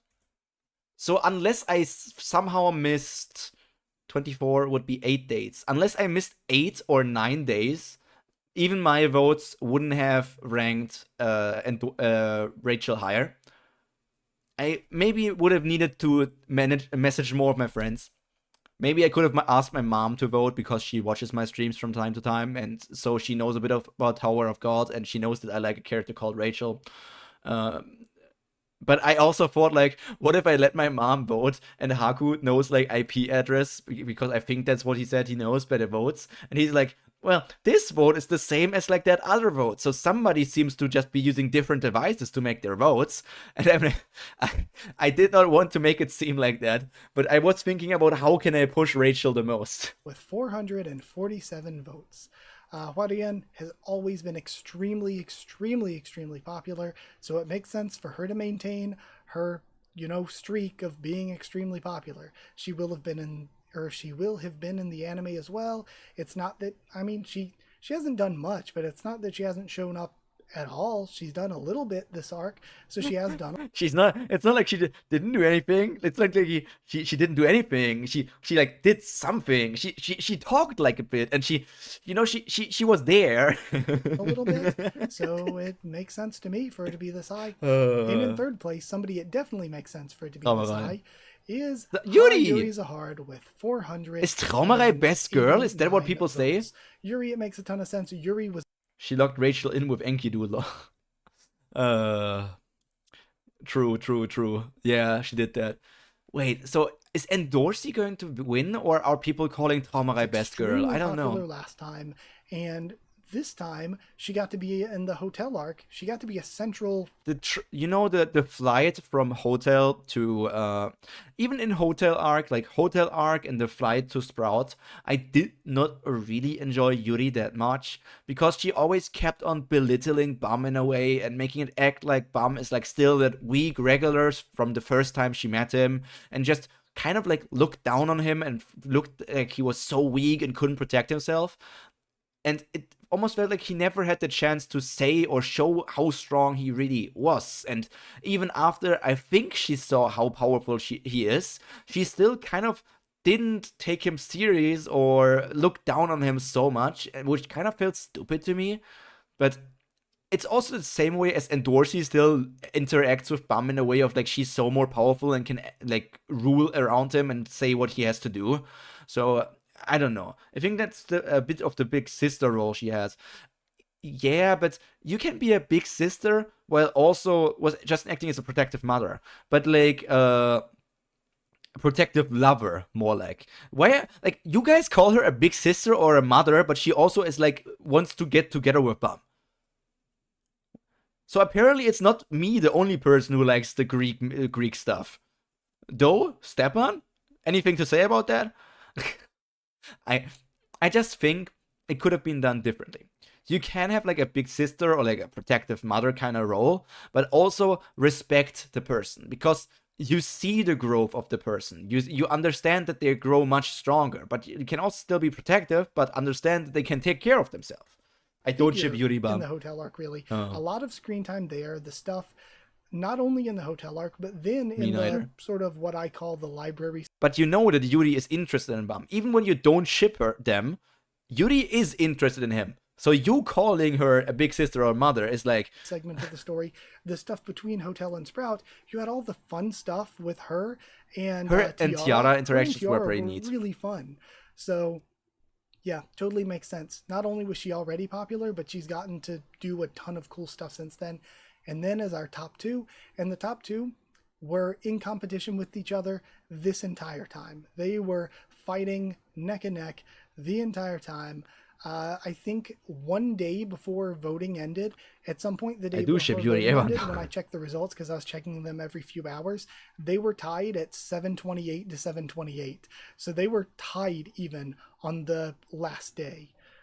So here you go. In second place is going to be Lobo. Oh my god. And Dorsey wins? That's a huge W for me. Well, I love Rachel, and Dorsey is my freaking waifu. 770 votes is Endorthy/Endorthy. Best girl. Somebody really was telling the truth. She'll just have to accept the friend zone and become a big relative. The number one character of a character poll. So Traumery coming this close is crazy. But can I just say that Dorsey became much worse of a character? Well, I like that she's number one. Well, I like her as a character.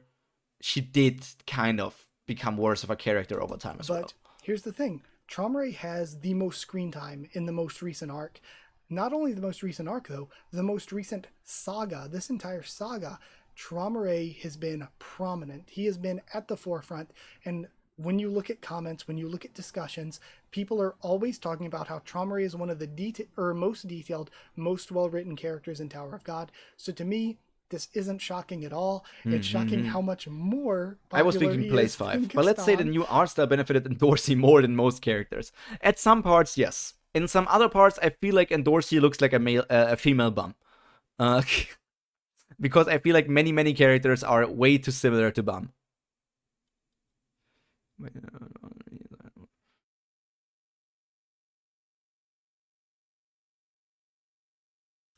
And also last time, Traumery had just shown up. He had just shown up and he was in 12th place. So you go from 12th place, just showing up, to then getting all of this development in the past 3 years. All of this focus in the past 3 years. Was a nice villain. Makes or like character. I can't even really call him a villain. So you got Traumery. Antagonist. And then, again, Endorthy Andrassi. She was really good 3 different in names, the man. hotel arc. So we have got actual closure stuff. And then when it comes to the Sprout, she was... To a degree. He did get closure for himself, but it's also like he started, regained his feelings somehow, which was interesting to me because there's still something. Did the immortality contract not only repress their aging, but also repress their emotions? Seems like it, I guess. Because considering anything that we have seen from the family leaders, they didn't really seem to have that many emotions. So it's, I guess, the immortality contract, the family head contract, not strictly the immortality contract. There must have been some sort of contract that was like restricting whatever they did on the 134th floor. There must have been something. It's kind of hard to keep track of like what contract is what thing, and I'm also like still slightly confused about how the whole contract thing works, because I thought they had one contract on the 134th floor, or like on the highest floor before like creating that gate to not climb higher, which gave them the immortality. And so because they are the most powerful and also have like this immortality, they started taking over more and more of the tower and became the rulers. So that's what I thought. But then I was like, so can any administrator remove the contract, or did they make that contract not on the 134th floor but on the floor of the Sprouts? Or is the Sprout the 134th floor? Yeah, we see it in the Hidden Floor as well, with how the old Data family heads didn't recognize the change in the heart. The old Data didn't recognize the change in the heart.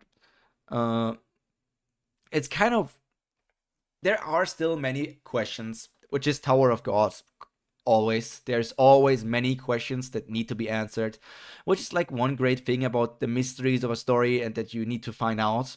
And I just think following that would be quite cool. But I want the story to be well written. So I hope when Tower of God returns, we will have a well-written story kind of that explains more and more her secrets to weakest. us. The writing for her was at its weakest, but even then, there were so many times throughout the Sprout where I was like, she is carrying Kun, sometimes literally carrying Kun.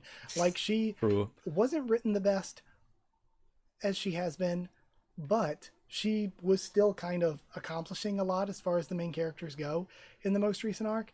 So yeah, it's hard Like, to there seems to be dethrone contracts that the you top make with character, the admins and that it work did in the not whole happen this tower, time. like So live you off see, bullets. we got second character poll. Yeah, it seems like that. It seems like there are contracts that work for the entire tower without needing to make contract with every single admin. Or like you make like every admin is there present for that contract. I feel like we also don't really know if the admins have a hierarchy in the way of like, okay, we know that Head-On is an admin. We know that usually admins don't travel around different floors in the tower.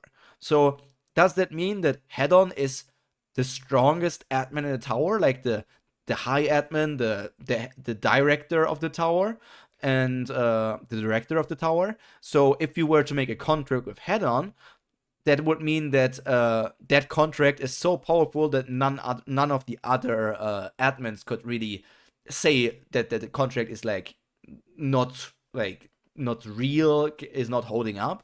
So I don't know. It's a weird topic that we just don't know anything about. 538 characters, or 12,013 votes. It was done for a month here. Again, I'll send all these images out. And what I meant about Man, I was only like I must have missed a lot of days. I remember that I missed at least 2 or 3 days in Japan, which was like between the 27th of January and like the 3rd of February. And then there were still 24 how many days? I did probably not miss enough days to be able to push Rachel over Aquarion, but I did miss enough days for it to be much closer. It could have been 447 against like 440 or something, maybe. Not 440, maybe 423, 447 against 438 or something like that. Maybe something like that could have been the case. The top 10 making sense. So the top 10 from last time compared to this time. You have the Yurik Mazano fall off. Yurik was in 9th last time, and then Yusracha was in 8th, dropping to 18th. So those two drop out, and then Bellarir and Tromray are coming in. Makes sense for Bellarir, he was popular, plus meme votes, like crazy meme votes. Makes sense for Tromray because he was already in 12th, but he was one of the most insanely popular Such before. A big jump between 2 and 3. Elaine was in 13th, and Yiwa was in 10th last time. So really, it's more like with Joaquin dropping a few spaces, and with with the ones in the top 10 dropping out, it's kind of just like Yiwa and Elaine just kind of switched places. So Yiwa dropped out of the top 10 from being just within it, and Elaine went into the top 10 from being just outside of it. So those two switched places. And then when you look at the stuff inside the top 20 or top 10, last time Yuri was 4th, Warion was 5th, and Rachel was 6th.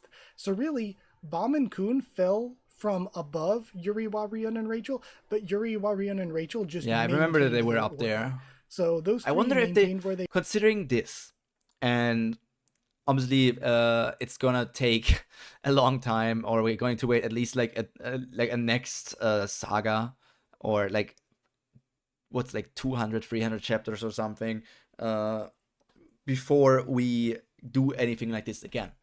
But if this kind of thing continues, Hello, Prophet. Welcome to the stream. I hope you had a nice day and it's only going to get nicer from here on out.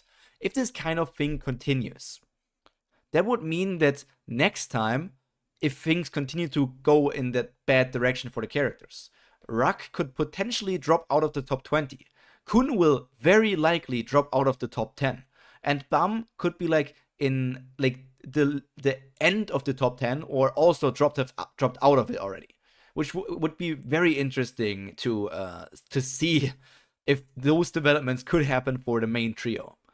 And depending on how strong my channel can grow, maybe Rachel can climb up some rankings as well. This is a long stream. Yeah, considering Haku's video is 2 hours and 1 minute long, or like 2 hours and almost 2 minutes long, it makes sense that this is long. It makes sense. Also considering that it's 2 hours and 2 minutes long, and we yapped for 3.5 hours already, like 3 hours and 24 minutes, that means I yapped for over 1 hour. I made this 50% longer. All love for Rachel. All love for Rachel. And then Traumaray. I should have gotten all of my people. I should have posted it on my server.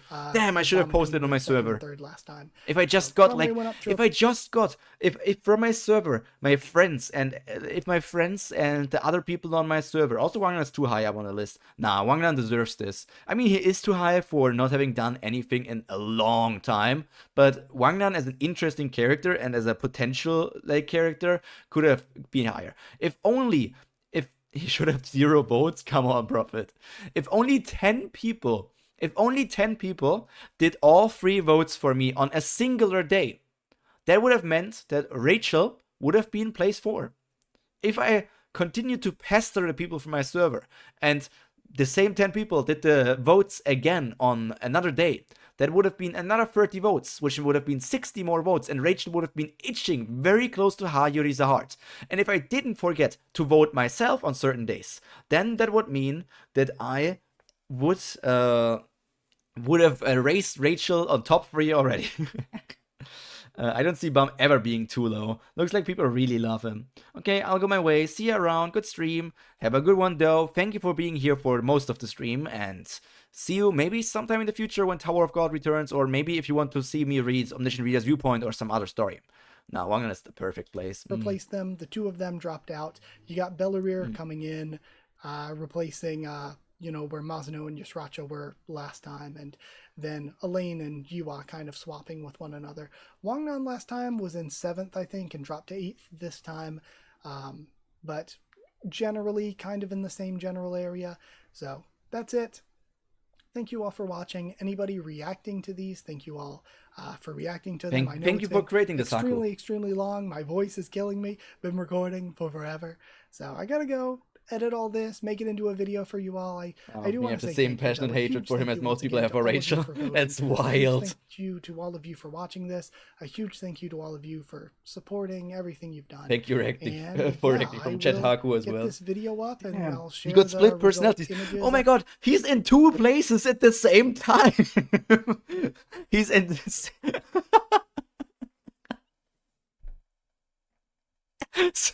Sorry for bringing that, man. Why what did Wangnan even do? I don't know that as well what Prophet is on about. Prophet, please elaborate. Haku is in chat, but also in video. I know it's technically past Haku, so we have 2 timelines meeting each other here. With everybody. I can't wait to watch other people's reactions. I can't wait to see more reactions. Thank you so much. And yeah, let me just do my normal outro for all of you really quick. Thank you. If you did like the video, comment down there. The chosen regulars, the magical girls, the Cheriton students. What are Cheriton students? What are the pure elements? What are the magical girls are just magical girls? What are the pure elements of Cheriton students? Cheriton student? I don't know which school that is, which anime or manga or something. Regulars make sense. Chosen regulars are just yeah. I don't know. I talk about. Good old Patreon. Comment down there. Follow on Twitter if you want. Subscribe if you want to. It'd be very much appreciated. There's Going to me be a ton more finish on you the channel. I still have a lot of other Tower of God from projects to do, MGRP channels. even though we'll It's be on Beast Stars. hiatus. I still If you need to wanna watch. join the I watched season Discord, 1, but I need to watch other things from that as well. If you want to support the channel by dropping a super thanks, that's extremely appreciated. Thank you to Marayot, who has been doing that. Thank you.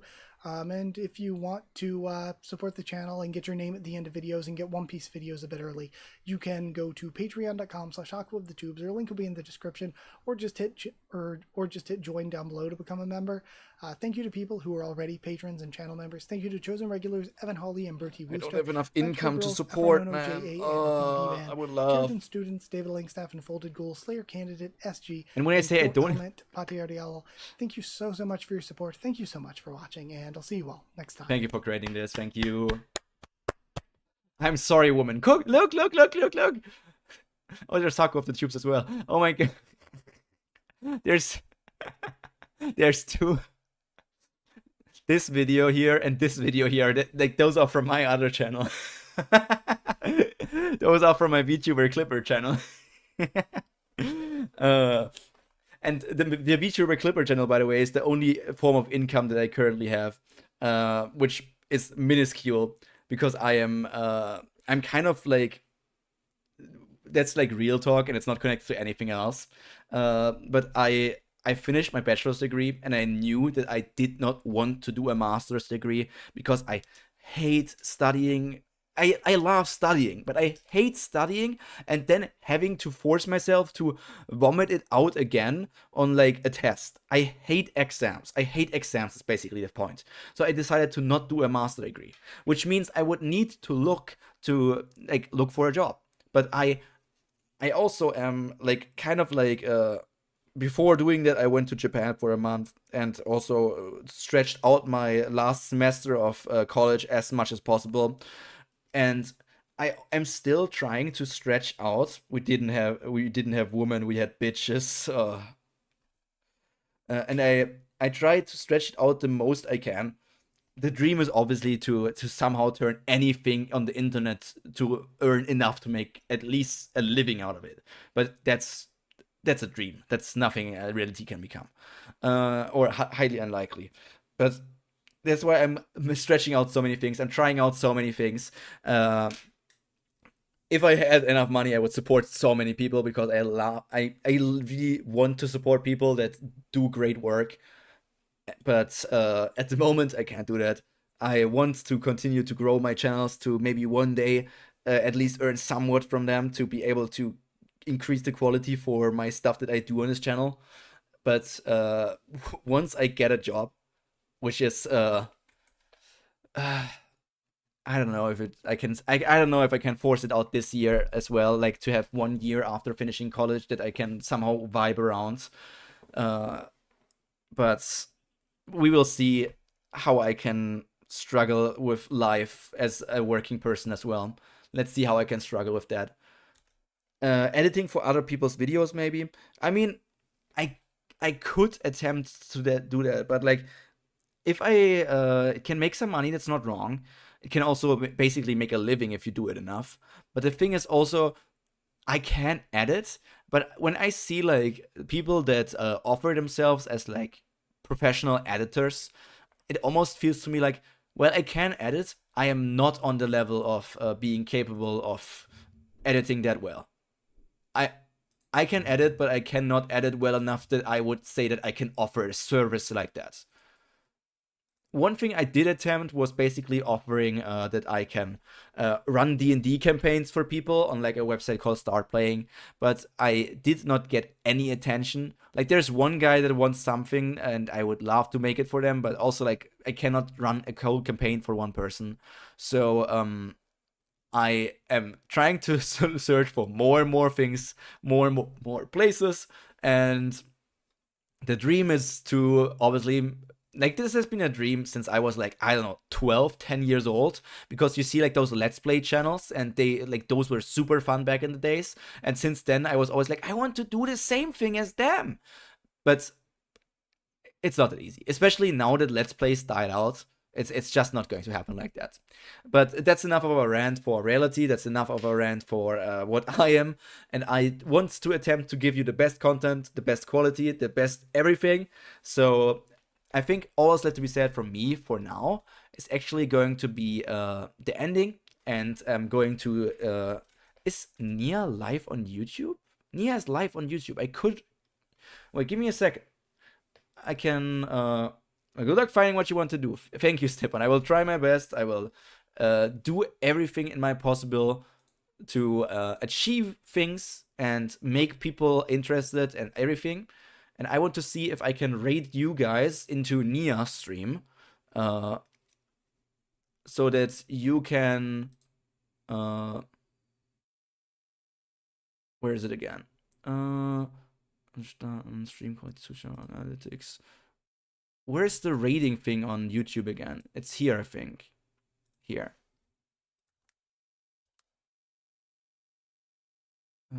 Close this.